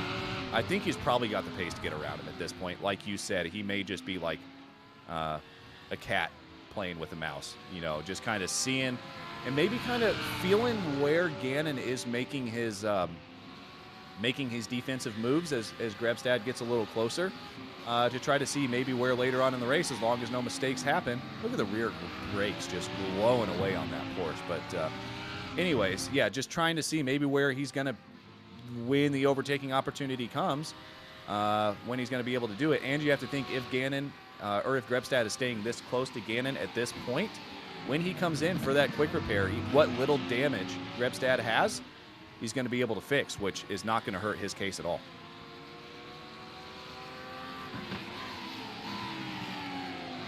But moving on here, I guess we really haven't talked that much. We've been watching this battle the whole time because that's the only battle going on right now that I can kind of see in the gaps. We got 10th place here. Brat Crouch, he's up 1 position in his Audi. Yeah, so this is a bit of a battle up here for Stefano Coco as well as Nathan Richardson. So this is still pretty close as well, and this is kind of the same thing that we were talking about there at 1 and 2, David. They're just kind of riding around behind each other at this moment. Yeah, exactly. And a point I was going to make before I started coughing fit and then realised I was muted anyway. It's a position where you have a 2-hour race. You don't need to lead any lap apart from the last one. And I was going to say you only need to lead like 1 hour 50. You don't need to lead for 1 hour 59 and how many seconds, but actually because of the extra lap it might go a bit longer than that. So you only need to lead the final lap as you cross the line, as some drivers may have found out. Spoiler alert. Oh, easy. I know where you're going with this. So it's all about just we'll leave that there, but it's all about just making sure that you are in a position, like we said at the start of this race, the first hour and a half doesn't matter. Keep yourself in contention, keep yourself clean, and get your pit stops right and your tactics right. And then in the final half of the race, push like hell. That was something that happens in racing generally, in terms of endurance racing, but these days it is a lot more about pushing every single lap. You know, you watch the World Endurance Championship, for example, even in the Esports GT races, it's about pushing every lap to the limit. Nowadays, it's almost like, dare I say it, in 24-hour races, a 24-hour sprint, which sounds crazy, but it is actually that in terms of the lap times you need to set to try and win the event. I don't think I'm going to spoil anything when I say that the Daytona 24-hour race really opened my eyes to that. That is the first real endurance race that I got the chance to sit down and watch. I'm talking about the real-life Daytona 24-hour that went on last month. But, I mean, you could just, there was never, throughout the night, throughout the day, there was never any dull moments. You could just hear it in the drivers' voices over the radio that they were constantly pushing and constantly irritated and just going for broke the whole time. It's amazing. Yeah. I mean, we talked about conditioning earlier. Just amazing to me. I mean, and that happens in the sim world too right now. I mean, and speaking of conditioning, these two, I mean, the gaps that these two have been able to keep, I mean, the conditioning for Grebstad to be able to sit behind Gannon without making, I'm just not going to say anything anymore. Yeah, don't say anything anymore, because Grebstad ran a little bit wide out there on the run to the hairpin and picked up a little bit on his tyres. That's going to take just a couple of corners to wear off, as you see the brakes glowing on the Porsche. But he seems to have the pace to close that gap back up, and he still hasn't lost the slipstream. Well, back up front, Andrew Dawson is bringing that gap down. I don't know what has happened to Civi Sabo, but the gap has dropped by 2 seconds in the last lap or two. Well, if I'm in Civi Sabo's case right now, maybe he is fuel saving. You know, he sees that gap right now. And he's like, maybe I'll just, you know, lift a little bit before corner entry and get on the gas a little smoother, not use the brakes as much, sort of things like that, to try to see how long he can make this stint last. Because at this point, they're thinking about pit stops again. And you wonder if Civi Sabo can find a way to save as much fuel as possible on this stint, he may only have to stop one more time. That is a huge ask. I understand. Please don't kill me in the chat. But huge ask for him to be able to do. But you wonder maybe there's something to be said about that. But as I say that, he's back up to 15 seconds. I don't even know why I'm saying anything anymore, to be honest. As commentators, we never do. But 35 minutes, I think it was, that the P2s pitted the last time around. So adding that on, they will be due in for a pit stop in the next lap or so. So we'll just see how these pit stops will get on. Will Dawson be able to close any MGTs? They will be looking for pit stops around, I think they'll have about one more to go at around the 1 hour 30, 1 hour 40 mark, a little splash to the end of this 2-hour event. Yeah, absolutely. It's going to be, I think some of the tactics are really going to start coming into play as these guys have been able, depending on how much fuel some of these guys are going to be able to save. And we did see Civi Sabo come in a little later, a couple laps later than everybody else, which means he's probably going to fill it all the way up one more time. But he's going to fill it up maybe later than everybody else. And then he's not going to have to fill as much up at the end of the race, so he's going to be able to get in and out a little quicker than some of these guys behind him. Yeah, fingers crossed for himself and not for his rivals. Just looking in the GT class, Will X. Oh, that's very wide by Civi Sabo. But Cannon is still leading by 1.5 seconds now by Gripstad. He's been shook a little bit by that slight mistake. Will X has got past Campbell into the top 5. Tapio and Richardson still round out the top 8. But before the pit stops begin, we just have to say very thanks to our second sponsor of the night, Apex Racing Academy. Apex Racing Academy is part of the Apex Racing team, and they have 29 data packs available, setups, track guides, integrated with virtual racing school, weekly coaching sessions, and much more. You can head to apexracingacademy.com .co.uk for a bit more information on that. And I can tell you now, I use that and it is brilliant for the setups, and I find each setup right on cue for what I need for a particular race. Yeah, no, I use Apex quite a bit as well. They do a great job with setups. That's what I use for my GT3s. And let me tell you what, if a guy like me who can't really do that well, I think I'm one of those guys that think I can drive better than I actually can, and at least I can admit that. But no, their setups are really spot on. The customer support and everything, they do a great job all around. And yeah, a huge shout out to Apex for sure. But following on here again with Grebstad, like you mentioned, that one mistake he made shook him from Gannon, but he's losing a little bit more time. You can see his last lap was 59.503 compared to Gannon's when his was pulled up. Yeah, there it is right there. So, yeah, lost. He's in the 59s while Gannon's still holding steady kind of there in the 58s. Yeah, it is a position where Gribstad is just losing a bit of time. As I say, I think he just ran wide, and it just spooks you a little bit for a few laps until you get things back on track. But he's still close enough to close that gap. Behind you can see Mark Fletcher closing in that Lamborghini. He is actually not too far away, less than 5 seconds back now. There they are, all in the same picture. And he was a lot further back when he came out of pits last time by. So Fletcher setting 158.82 last time, so he actually took almost a second out of a lead too. Wow, So that's what Mark Fletcher's car looks like. I didn't even realize we had a Mark Fletcher in this race because he has been by himself most of the race. And I promise you, Mark, that is a good thing. I mention this in every stream when people don't get covered. If you're not doing anything wrong, you probably aren't going to get covered that much. And a lot of times, it's a good thing to have a boring race. He's sitting here third in class right now, at the moment having a boring race. But as you mentioned, I don't think he wants it to be boring. And the way he's pushing that Lamborghini right now, I think he may not be boring for too much longer. Yeah, he's closing in on Hackon Grimstead as quickly as he can. Say taking about 3/4 of a second out of the lead two on the last lap. Another driver well on the move is Will X, 5th in class, 10th overall. He's closing in on Christian Faulkner by by about half a second a lap.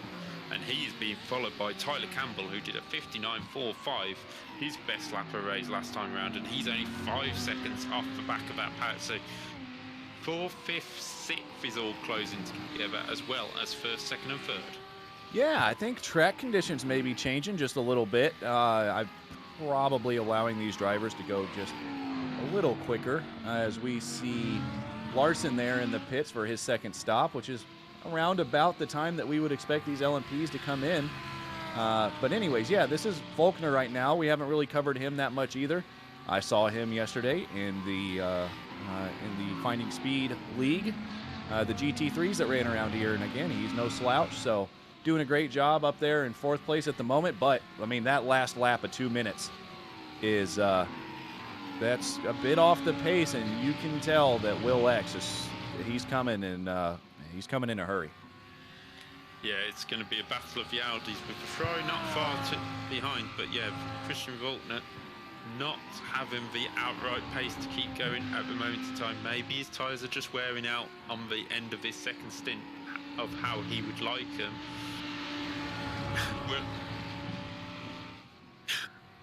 Will X is just closing in on that gap at the moment, but Mark Fletcher at 58.65, not quite a second, because the top two have pulled their pace up forward, but that top three are closing in like an accordion. Yeah, this is like I mentioned, and we did kind of mention how drivers these days just really go all out no matter what. But as we're seeing right now, this race has kind of stretched itself just a little bit, as Civi Sabo and Barons are both in the pits right now for the LMP2s.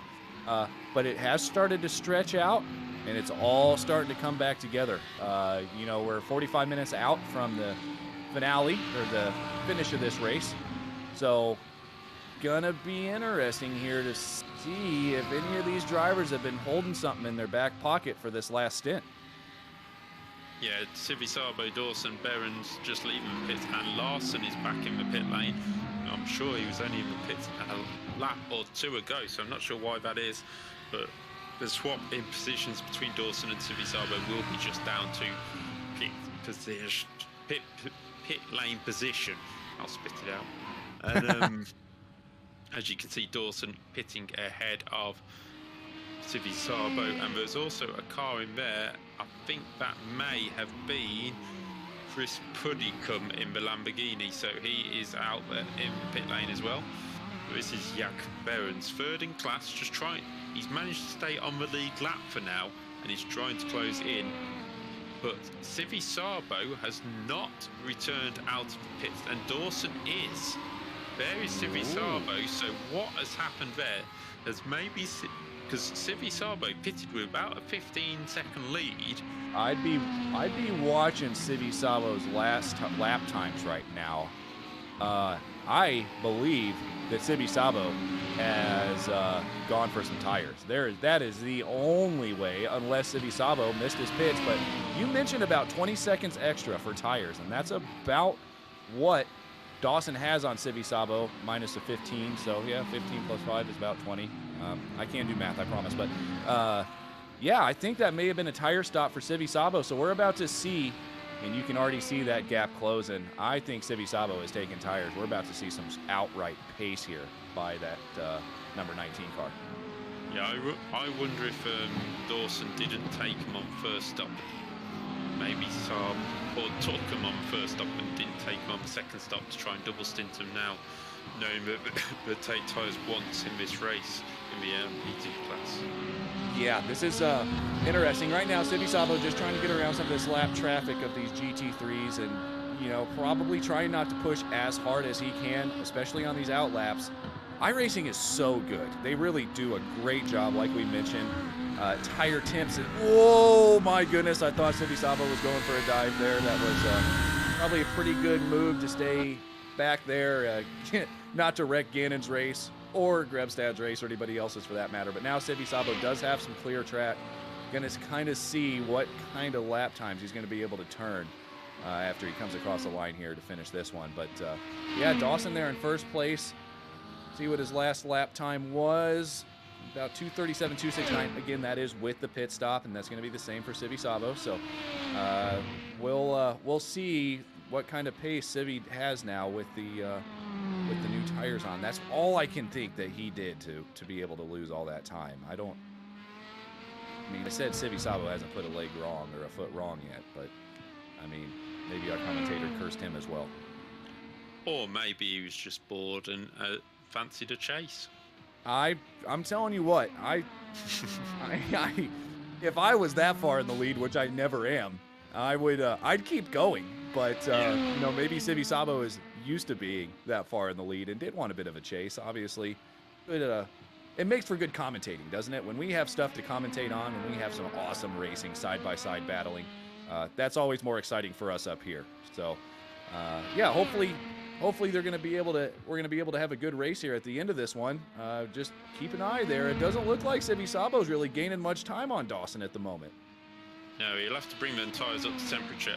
Back in the GT3 class, Will X has managed to get through on Christian Volkner, probably round at turn one, looking at where they're positioned on the circuit. So that is a move up into fourth place. Here we are onto the pit straight. And my it's goodness, going to be a lovely move into turn one by the looks of things. Gets down low. Will does give him. They give each other space. Volkner sees him there. That is amazing racing by both of those guys. I want to just say that pass was not as easy as Will X made it look, because that turn one is extremely treacherous. Number one, you're on the concrete. Number two, it starts out super wide. You could fit 5 buses across that lane going into one. The exit, I mean, if I'm making a comparison, you could probably fit a Beetle in there. I mean, it slims down and skinnies up so much. As you saw, Volkner did get on the grass just a little bit coming out of one, but great racing by both of those guys. And moving on, Will's looking at the next guy up the road, and he's got a long way to go. Yeah, he's got 38 seconds to close in on the guys in front, but the guy in front is Mark Fletcher, who is the fastest GT car on the circuit at the moment. He is now only 3 seconds behind Gribstad and Gannon. Yeah, I don't know who that was. Barons. He again tried to make a move around the outside of 2 GT3's cars. Didn't quite get the second one done until about halfway down the front straight there. Wasn't quite Sivy-Sabo-esque, but that was pretty close. Another great awareness by all 3 of those drivers, to be honest. So we are on lap 45 of this 2-hour race. We have just under 40 minutes remaining, and Andrew Dawson leads Sivy-Sabo by 15 seconds now. Something has happened to Sivy-Sabo, as he was only 5 seconds back, so he's... Oh no, sorry, it was timing rejigging itself. It is 4.7, so it's still not really closing down by Sivy-Sabo, considering the gap he pulled out. Yeah, he's gained, it looks like maybe about 6/10 of a second since they've come out of the pits, but it's not like he's really gained as much as we thought he would. No, it's certainly, he's going to get caught up behind the Ferrari here. manages to pull off the move. He's getting some good practice at passing the slower GT cars, but currently these are the only guys out in front of the LMP2s. Jacob Behrens holding on to a minute off the lead, and Carl Larson and Jesse Elliott are a lap and 2 laps down respectively, and that is the only LMP2 cars we still have in this race. In the GT3 class, we have Hakan Gribstead and Mark Fletcher both in the pits from 2nd and 3rd, so this will be their final stops, but Gannon carries on again. Yeah, this is impressive driving, to say the least, by Gannon. Not only has he been in the lead most of the race, he's been fuel saving quite a bit up there in front. So Patrick Gannon, after this race, if you mind kind of hitting me up, I would love to hear some of your secrets that you probably won't ever give away. But no, this is impressive to see how well he's done. Racing secrets. Well, I mean, he might have other secrets for all we know. Yeah. I mean, yeah. Okay. Yes, racing secrets, of course it is. But no, the amount of fuel saving he's been able to do there up there in first place. You know, and I figured Grebstad would have been the one to come in way later than Gannon, because Grebstad was right on the back of Gannon for, man, how many laps? I mean, at least 20 laps. It was Gannon and Grebstad about 0.2 of a second off of each other. So to see Grebstad or Gannon still out there that's a feat of its own right there. Yeah, it certainly is. Chris Tapio has come out in between Fletcher and Gribstad. He's still yet to pit, but he's doing a good job to be in touching distance of these GT cars. But there is Gannon, and we saw him go 2 or 3 laps longer last time by, so will he be able to do that this time? No, he's very tight. He's coming straight into the pit lane, reacting to a pit stop, and let's see how long his last pit stop is. Yeah, this is Gannon in now. I would assume, I don't know, like you said, this may not, Gannon's probably not going to take tires here, because if he does, that may put Grebstad within striking distance of him. Still sitting there in the pits. Right now, Grebstad coming through Le Mans onto the Ullman Straight. Got a long run down the Ullman Straight until you get to Sunset Corner. But Gannon's still there, still in the pits. Just keep an eye on this. Yeah, the 18 Porsche coming down into Sunset Bend, taking a nice wide line, cuts in early, pit exit for Gannon. He will be building up the speed. It will be close, but I think Gannon will do it just again. Will he get out in front of that Audi that's coming up behind of 12th placed? That is Timmy Bray, and he's going to get out in front of the whole pack of them. So that's a good pit stop timing by Gannon, and he now leads by an extra second, I think, compared to his pit stop. So he's 2.7 in the lead from Gribstad. Then there's Tapio in the Mercedes, and then Mark Fletcher, who's now getting held up behind, but yet to stop Chris Tapio. Yeah, this is impressive driving by Gannon. Really, these top 3. I mean, and Fletcher, his best lap is a 1:58.392. I know he got into a bit of trouble there at the beginning, but he is definitely starting to try to make some moves here. So we'll kind of see, again, got about 35 minutes left. Apparently I can't do math. About 35 minutes left in the race here, so Fletcher's going to have to start making some moves pretty quick if he wants to get this done. Yeah, it's something he's really got to start making a move on, because he doesn't want to lose a bit time behind the Mercedes, and Mercedes will have to pit soon, but how soon? Because if I believe the 10 car did manage to go 2 or 3 laps longer, as well as Gannon last time by, and really cutting the inside of that corner, so he's really on a racing mood right now. Yeah, Gannon. They have a P2 of Dawson, the leader, coming up behind him, who has extended his lead to 6 seconds. And very wide by Civi Sabo in the background.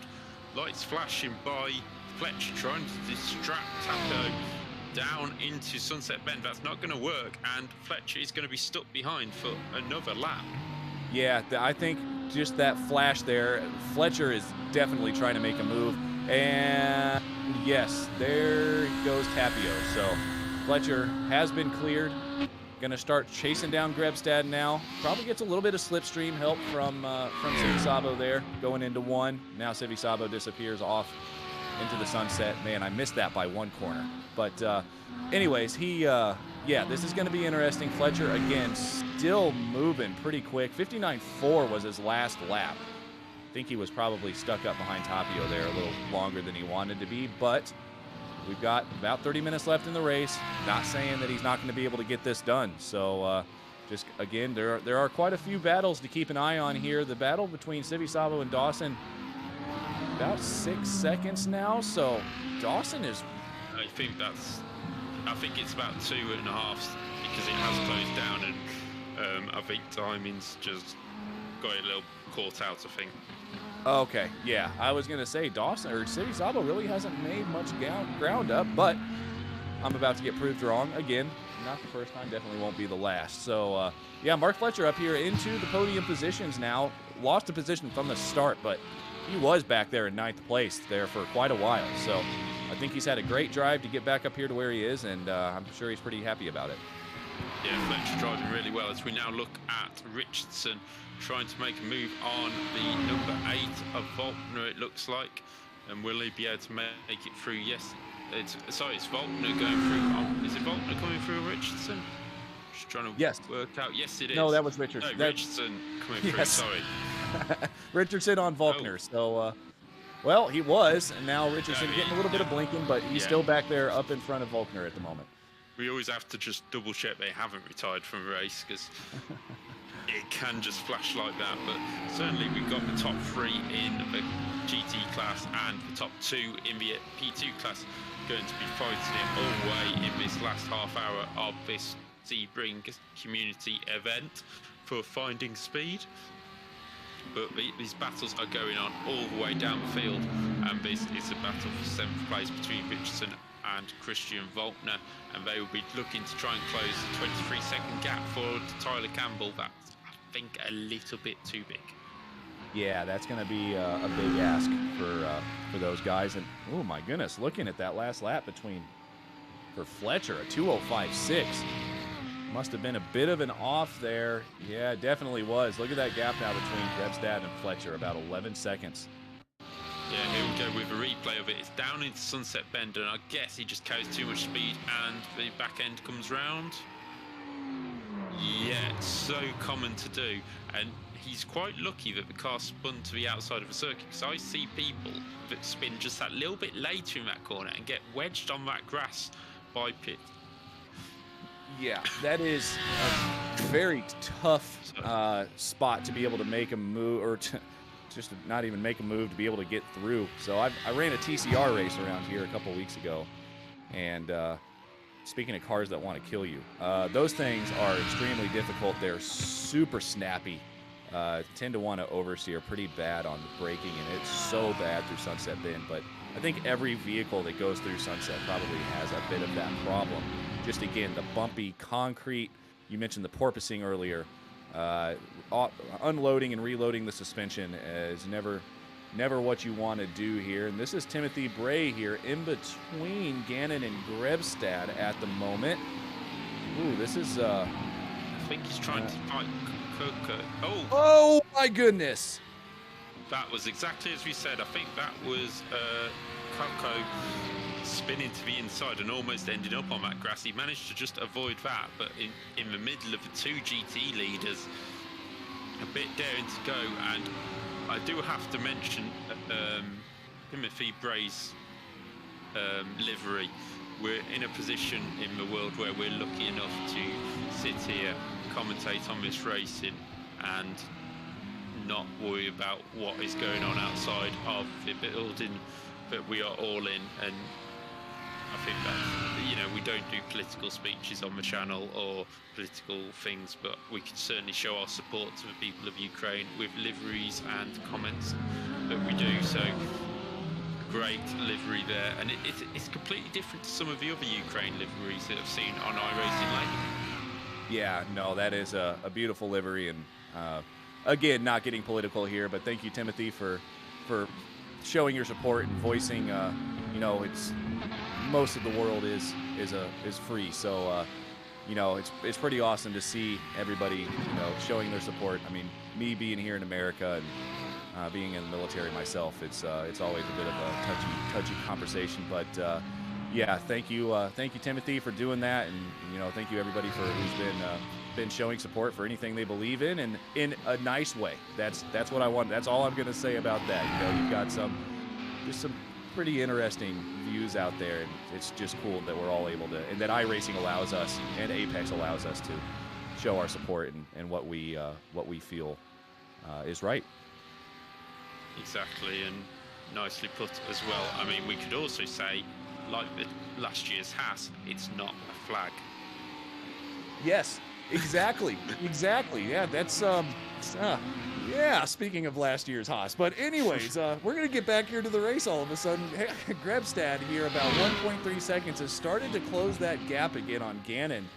I'm wondering if Grebstad maybe I'm starting to see the later stint, and it could be car setup. I bet you it is car setup as well, that Gannon's able to pull quite a big gap here on Grebstad at the beginning of this stint, and then Grebstad just finds a way, just digs deep towards the middle end of these stints, and he just claws back quite a bit of time. Yeah, he's clawing back quite a bit of time, but not as much time as Daniel Civisabo, who's now on the back of Andrew Dawson at the front of this LMP2 race. We have like 25 minutes to go, and the P2 cars are side by side for the lead of this race through the Le Mans complex, and they're trying to get past the 7th place car of Nathan Richardson in the Audi, but managed to do it safely, but that was difficult for them both. Now they're trying to break the toe down the back straight. Dawson knows how dangerous Civisabo can be in terms of his pace. He's been closing in slowly but surely. It took him about 15 minutes to get this 5-second gap down, which is pretty quick in P2, to be fair. And now he is here in the slipstream, and this will be a battle towards the end of the race. Yeah, I think I apologize for Lewis, but your job's about to get pretty hectic here, because we've got this battle here, which is on at this moment. And I'm going to keep an eye on, while we stay on this battle, I'm going to keep an eye on that battle between Gannon and Grebstad, which has now come in underneath a second. But, I mean, if you're Civisabo in this moment, what do you... I mean, you got to make the move, right? You're 30 minutes out, and there's still another pit stop to go, which anything could happen. So if I'm Civisabo, I'm not waiting around, and neither he has the same. Is he going to make it through the... No, he's not.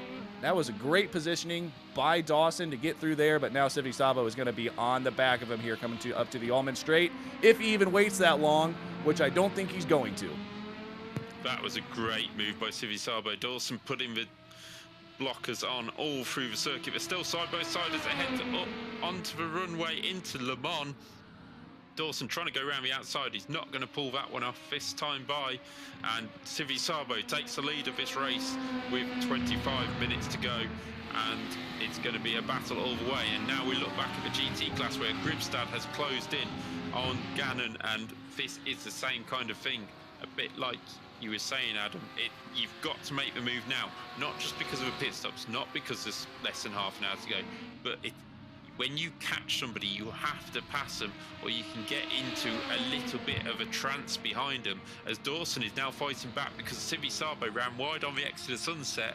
Dawson goes to the outside, and he's going to try and duck back underneath, doesn't quite make it. Civisabo keeps the door shut, but he's going to have to start white lining this circuit, because I know Andrew Dawson, and he's not going to be putting anything left on the table here as he tries to take the win here at Sebring.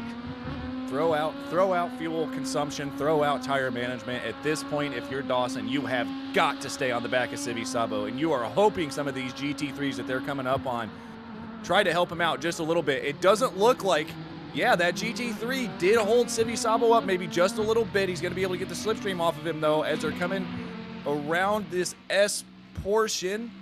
We're going to see if Dawson's going to be able to make anything happen, but I do believe Civi Sabo is slowly making that. But, man, Dawson way later on the brakes than Civi Sabo was and able to gain some of that time back again. Yeah, Tyler Campbell did a good job of trying to get out of the way in that straight. And next is Chris Tapio, who is in that Mercedes. We've seen him a few times. And Civi Sabo not wasting any time, straight up the inside and going, I'm coming through. And this is where, as Colin McCone goes absolutely flying on the braking markers. But that's just extra braking for Civi Sabo. Yeah, a little bit of downforce.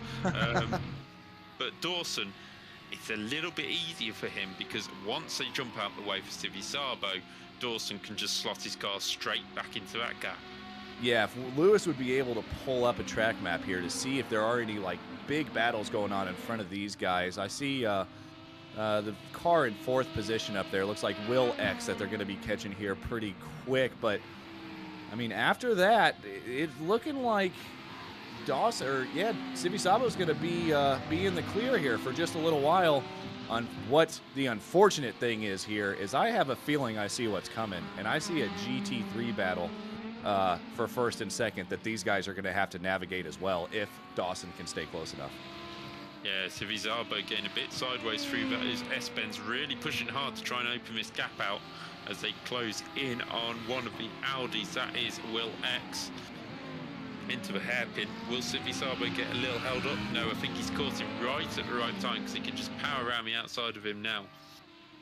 And it's something these GT drivers really have to learn about, trying to stay out the way of the two cars. As you saw, also having a bit of an issue there with Will X, not because of anyone's driving, just second guessing what the driver's doing.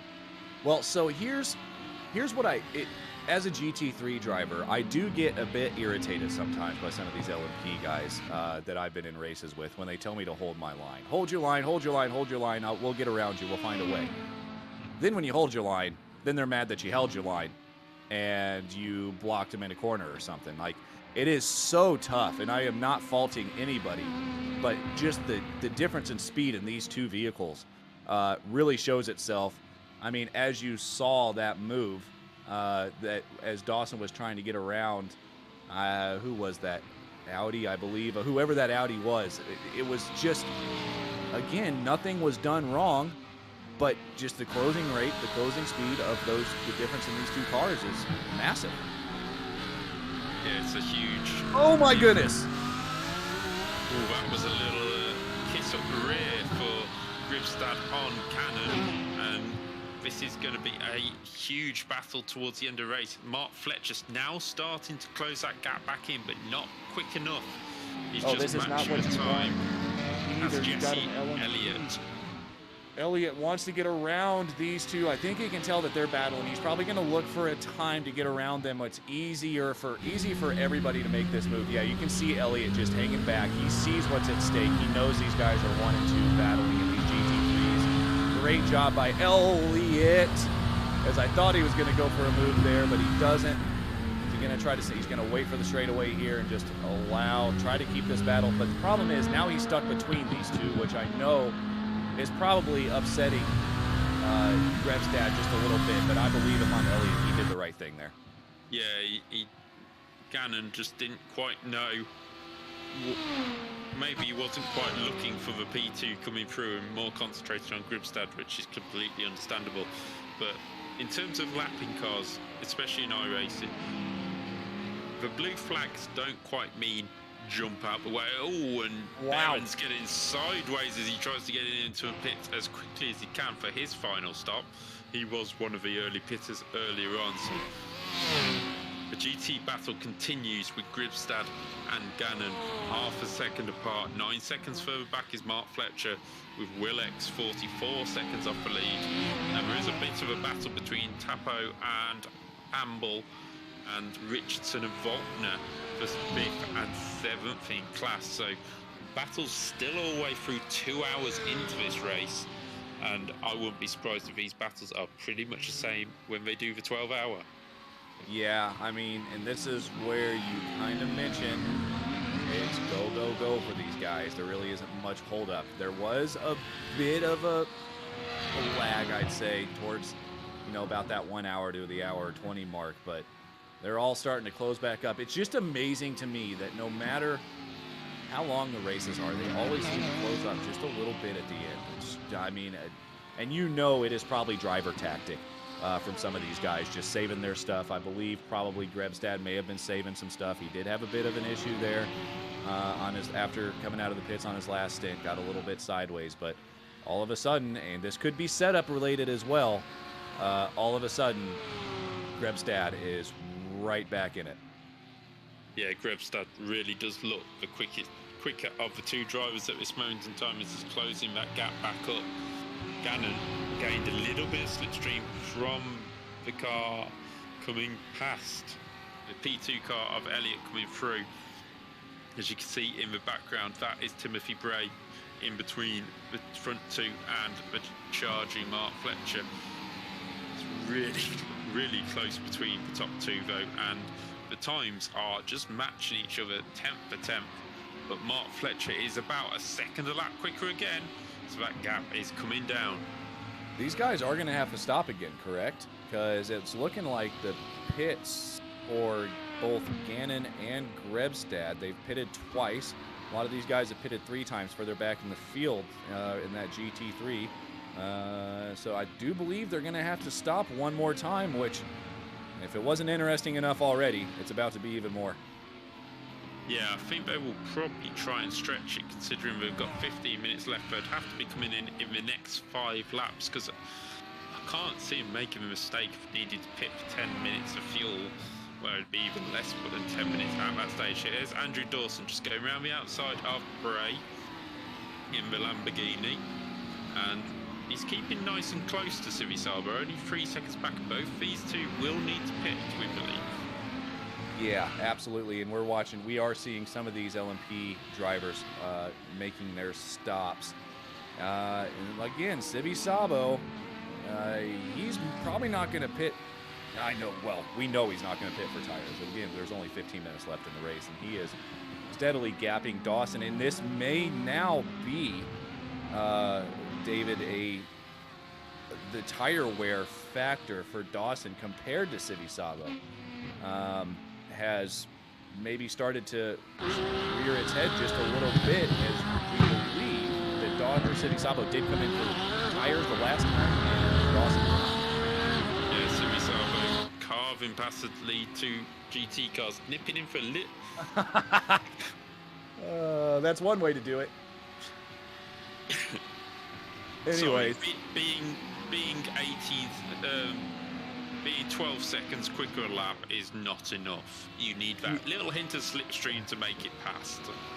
That was unbelievable driving, I'm going to say it, by Civisabo to not cause any incidents, which could have very easily happened. Is Dawson, see, this is a guy that is not going to be waiting around. Dawson already does get around Grebstad, and he's got to, looks like he's going to make a move, but that has, again, close that gap between Gannon and Grebstad back within 0.4 of a second now.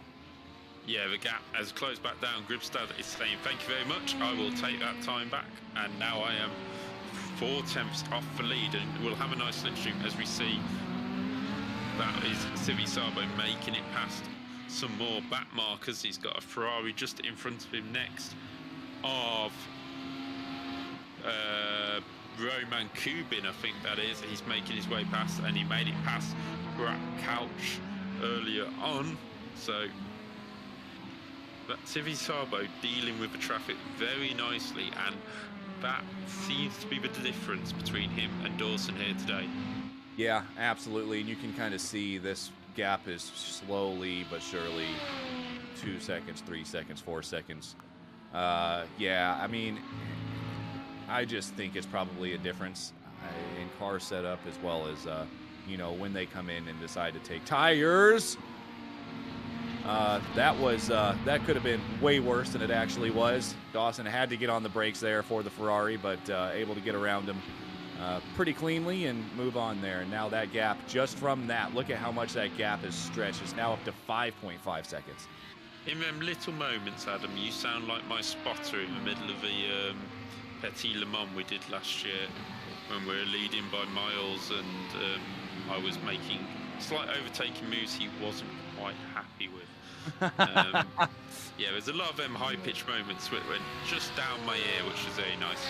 But here we have Gribstad with 12 minutes to go to find a way past Gannon. Now, he's shown the pace, he's had the pace all race, and we said, it's the last part of the race. You keep yourself clean, you get into position to be able to fight for the lead. He is there. But has he left it too late? Does Gannon know all of his strengths around the Sebring circuit? Or will the Porsche driver be able to spring a surprise on the Audi?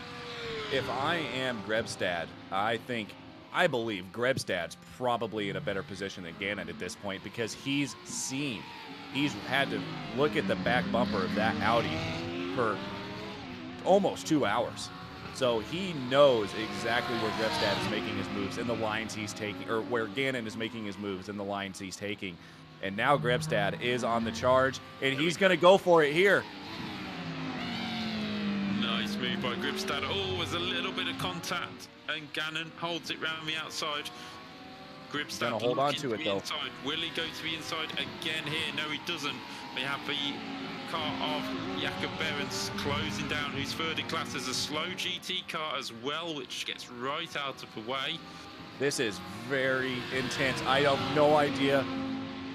I don't even know what I'm doing at this moment if I'm these two leaders in this GT3 section. You know you've got to let this LMP around because he's in third in his class. So man, you know Behrens wants to get by so bad, but I think he understands the implications of what's going on right now with these two as well. So, yeah, anyways, here we go. Looks like Gannon's going to try to catch that slipstream a little bit of Behrens, but it's not going to be enough.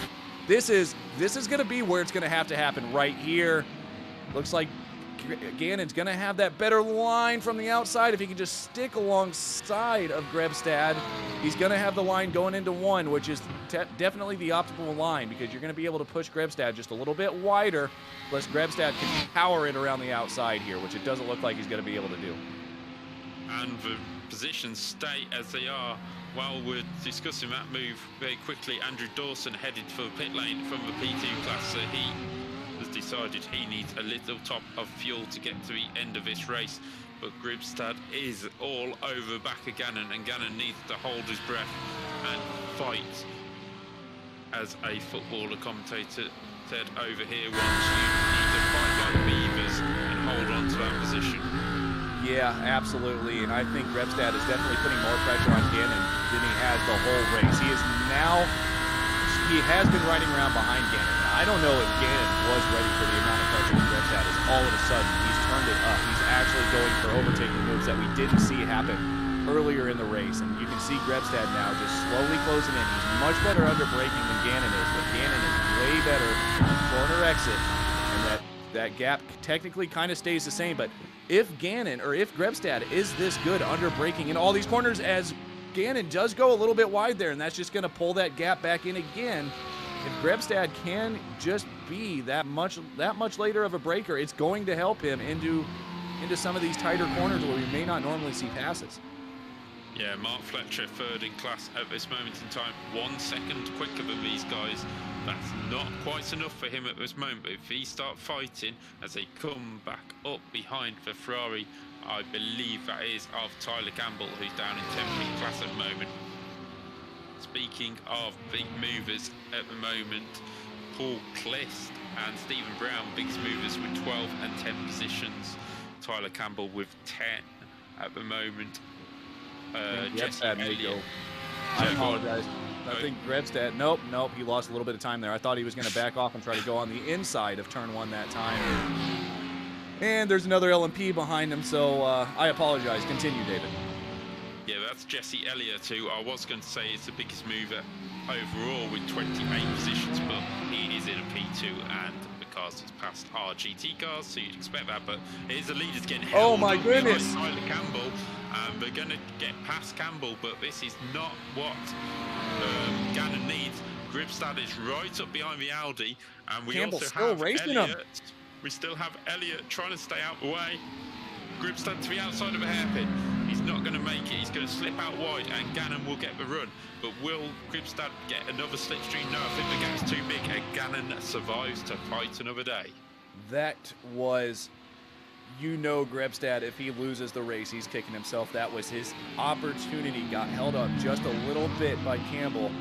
Just wasn't able to make that happen. And now we're going to see Elliott probably try to get around these two. Hopefully not before the Almond corner or the Almond straight on the back part of the track. It's going to, oh my goodness, Grebstad does get a little bit wide there. Mistakes starting to happen all of a sudden.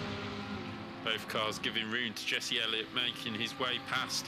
It currently 5th in the P2 class, but Gribstad 4/10 of a second behind, taking as much curb as he can. Oh, and sideways across, maybe too much curb there in Le Mans, and he's now dropped 2/10 of a second, 2.5 in that corner, and that is not helping him out.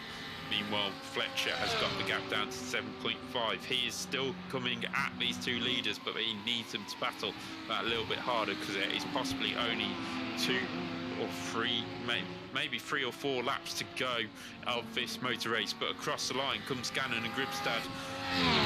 We're focusing on these two because this is the important battle, and the closest battle. Civisabo still leads Dawson by a clear 1 minute 2 after Dawson's pit stop. So Civisabo looking very clear to the end of the race. But every 10th will count for Gribstad and Gannon here in this battle for the lead of GT3. While we've got a moment, I would just like to say before this heats up again, the racing between these two GT3 drivers is, I mean, just blowing my mind. These guys have been racing hard for 2 hours. It's just impressive that these guys have been able to hold on for that long, as Elliott does get a little bit, stays out of the way. Elliott just lost it there to the hairpin. We've seen that happen with a lot of these drivers, probably a bit of that porpoising that you were talking about, but getting back onto this, it's just amazing that these guys have been able to battle this close for this long. Yeah, the gap's out to 7/10 now because Gribstad just had to be careful. Here's Dawson coming through, and he's decided he needs to push a bit harder, and that is because Daniel Civisabo is in the pits with 6 minutes to go. He's decided he needs to pit for that little bit of fuel, can't quite make it.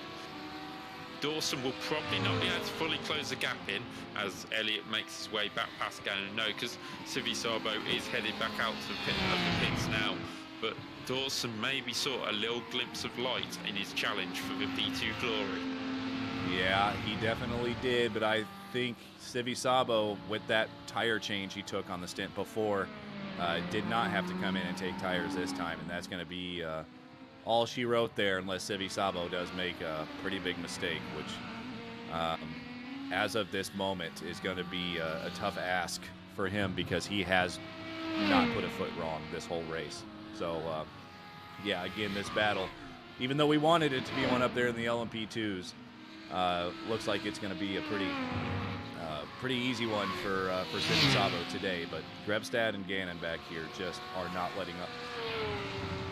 Yeah, the only other close battle I can see in the field is Timothy Bray and Tyler Campbell, which is the group that the two leaders have just passed. And now the gap is coming down. It's visually coming down by Gribstad. He's pushing hard, and in the last lap, he was actually 2/10 slower than Patrick Gannon, who is just pacing himself. He's doing a nice, calm job through the, or should I say, it seems like a nice, calm job through the traffic. He could be sitting in the corner shaking for all we know. And so he has 7/10 on Gribstad. So he won in the Finding Speed GT3 race yesterday here, and there were a couple moments where I felt he was under pressure. He comes into the interview afterwards and just cool as a cucumber. I mean, it was just unbelievable. He had raced pretty hard that race, and he's like, "Oh yeah, no, I was just fuel saving," and it was a good race. I had some good battles, but just the way he was talking, I was like, man, were you really fuel saving, or were you sweating underneath that helmet? But anyways, we'll see what happens here for this one. But no, right now Gannon is still holding that 7/10 of a second lead.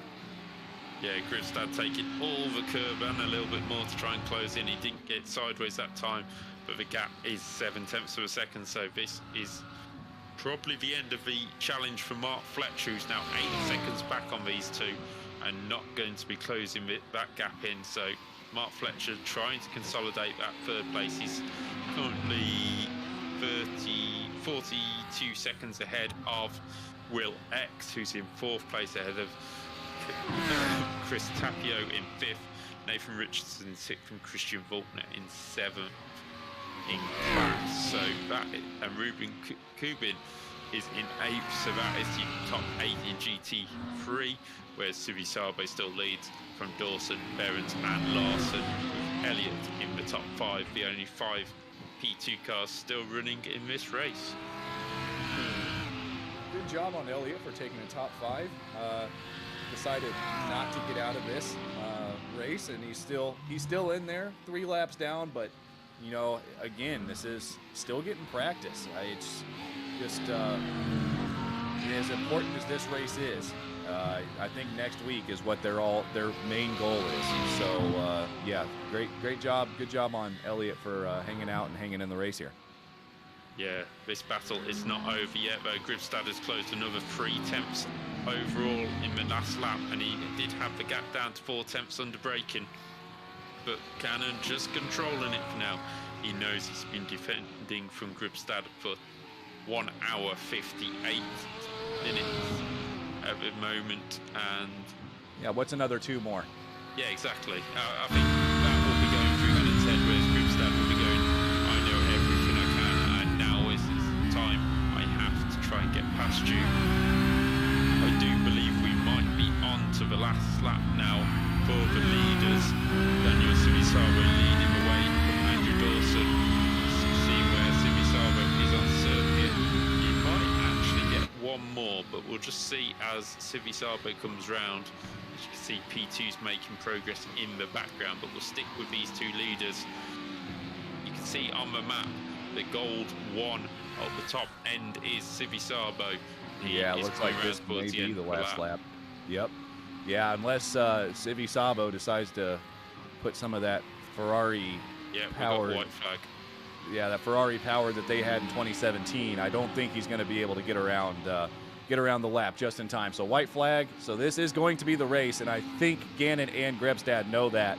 Grebstad, I mean, the gap between him and Fletcher is about 9 seconds, so Grebstad can basically go for broke here, go for a move that he doesn't think Gannon is expecting. Yeah, Gribstad is going to try everything along the way to get past Gannon, and he will definitely want to make the move as quickly as he can, but not allow Gannon to come back. He looks up the inside of a hairpin, a bumpy braking area, tough for him to get through, but here we are at the front. It's Daniel Sivisabo who's going to win in the P2 class here at Sebring. He does some burnouts across the line. The FAA won't be too happy with that, but we certainly are, as Andrew Dawson is going to come round with 2nd place, 4th car 33. Car 33 finishing 2nd, doesn't always happen. Yeah. Maybe we should have a safety car. Anyway. No mechanical failures. Yeah, Andrew Dawson will come across the line to be 2nd in the class. Jakob Behrens has finished in 3rd, and we wait for Larson. But this is the closest battle on circuit. Gribstad all over the back of Gannon as they come through Le Mans. They have a car in front as well. Gribstad gets the exit onto the back straight. It's going to be too much. I think Patrick Gannon, who has defended stoutly throughout the race, even had the gap out to a couple of seconds at one point, but defended for 2 hours, is going to head into sunset. Oh my goodness. Really deep on the brakes, and it's not going to work. And Patrick Gannon comes across the line to win the race here at Sebring for finding speed. 2nd to Hagon Gribstad, who will be disappointed not to win, but what a race that's been. And Gannon, leave our friends Colin alone. Here, and also Mark Fletcher already finished in 3rd place, Will X in 4th, Chris Tapio in 5th, Richardson in 6th, Faulkner 7th, and Cuban in 8th in class. Couch and Bree bringing across the top 10 of the GT3 field. unbelievable racing. Tyler Campbell back there finishes 12th. It's unfortunate for him, but man, he still gained so many positions. You got Okaranza there, gained 5 positions, finished 13th. Brown 14th, Clist 15th, 2 laps down, and then we had Pudicombe in 16th. I believe everybody else was out of the race. So, getting here to the race results. Whenever they do decide to come up, we're trying to get everybody across the line here. So for the LMP2s, it was a very close race for quite a while between Daniel Civisabo and Andrew Dawson, but Civisabo, I think, maybe have just had a bit of the better strategy. Dawson had to come in right at the end, and we saw Civisabo take that pretty late first stint pit stop, which probably helped him out quite a bit. So Civisabo comes home first with Andrew Dawson in second, Jacob Behrens in third. First car 1 lap down. Also 1 lap down is Kettle Larson. And then 3 laps down, Jesse Elliott, and then the guys that did not finish the race, Drew Becker, Carriget, and Torp. For the GT, go ahead. Sorry, for the GT3 field, we have Patrick Gannon, who in the Audi, who defended all the way stoutly for 2 hours ahead of Hacken Gribstead. Mark Fletcher putting a storming drive to finish in 3rd place with some of the quickest laps for that field. 4th goes to Will X ahead of Chris Tapio. Nathan Richardson in 6th from Christian Faulkner. Roman Kubin in 7th. Roman Kubin in 8th ahead of Brack Couch, and Timothy Bray with that lovely Ukrainian livery for the support of the country. 11th went to Tyler Campbell, who was up in the top 6 at one point but fell back later on. Stefano Cucco in 17th overall and 12th in class. Dana Kazar, who we saw in qualifying but didn't see much of in the race, he comes home in 13th from Stephen Brown. Paul Joseph Clist, Callum Puddicombe, Ollie Morgan, who we saw up there earlier on with some great speed as well. A good strategy put him up there earlier on. Daniel Krajewski and Drew Becker was the final driver to enter the race. Yeah, this is, and looking here at the back towards the back of the field, looks like some of these guys entered and may have run a couple laps and then yeah, just decided to hop on out of there. But finishing that out, it's going to be Teachhoff, Doherty, Bimbick, Courtney, Flanagan, and Pugh to round out the 25 drivers that, entered the race, but maybe didn't take part in it. So, holy cow, David. What a race, man. That GT3 battle was something else. Yeah, it was an amazing battle in both of the classes, and we didn't quite get the overtaking moves done for the cars in second place, but that really pushed on the positions. It was battles for 2 hours. Civisabo was just too good for Dawson in the end, but I think actually Gannon defended brilliantly against Gribstad all the way. It doesn't look like we're going to have anybody into the interview waiting area for this event. So yeah, we've got about 3 minutes left from what I'm getting here, looking at, and it doesn't look like anybody's going to be joining the interview waiting. I just wanted to kind of expand on your thoughts about that GT3 between Grebstad and Gannon. That was, I couldn't do that. I could not run around nose to tail. I mean, I think there were probably only a few minutes where they were outside of a second of each other. So for them to be able to get as much time as they did, and you want to talk about getting practice, they got practice racing each other, and I have a sneaky suspicion, considering how close those guys were, they might be in the same race there come next weekend. So unbelievable driving by those two, but really for everybody here that decided to take part in this community race, Sebring Sunday community race by Finding Speed. Huge shout out to Russell for putting this on and getting all these drivers involved and really just making my day as well. I got to talk about some racing, got to watch some racing this morning and talk about it later on in the day. So yeah, thank you guys for putting this on. And just to quickly run through Finding Speed. Finding Speed is our iRacing and YouTube content creator providing broadcast special events, leagues, crack guides and how-to videos for iRacing enthusiasts, head over to findingspeed.com/race to learn about the next special event that will be streamed. That is the Green Hell, which is a 2-hour solo sprint race to help teams prepare for the iRacing Nürburgring 24 hours around the Nordschleife, so well worth seeing that event, and that will be live on Apex Racing TV. But we've had some great racing here at the Sebring here tonight. Any final thoughts, Adam?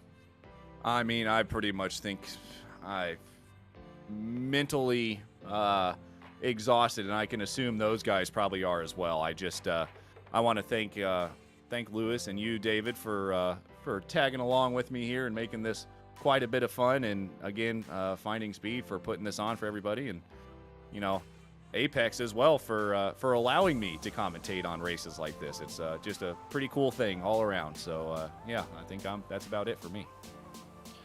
So thank you, Adam Thompson, for joining us in the commentary box, Lewis Arai in the production office, and myself, David Whitehouse. I thank you all for joining us, and we will be rejoining the community races for Sebring in a while's time. But also, if you're taking part in the iRacing Sebring 12 hours next week, good luck to you all, and hopefully we can see you all succeeding in whatever you're trying to achieve in the race, whether it's victory or just try and finish it. But for now, this has been Apex Racing TV and the Finding Speed Sebring Sunday community race. Stay safe, and we'll see you again soon.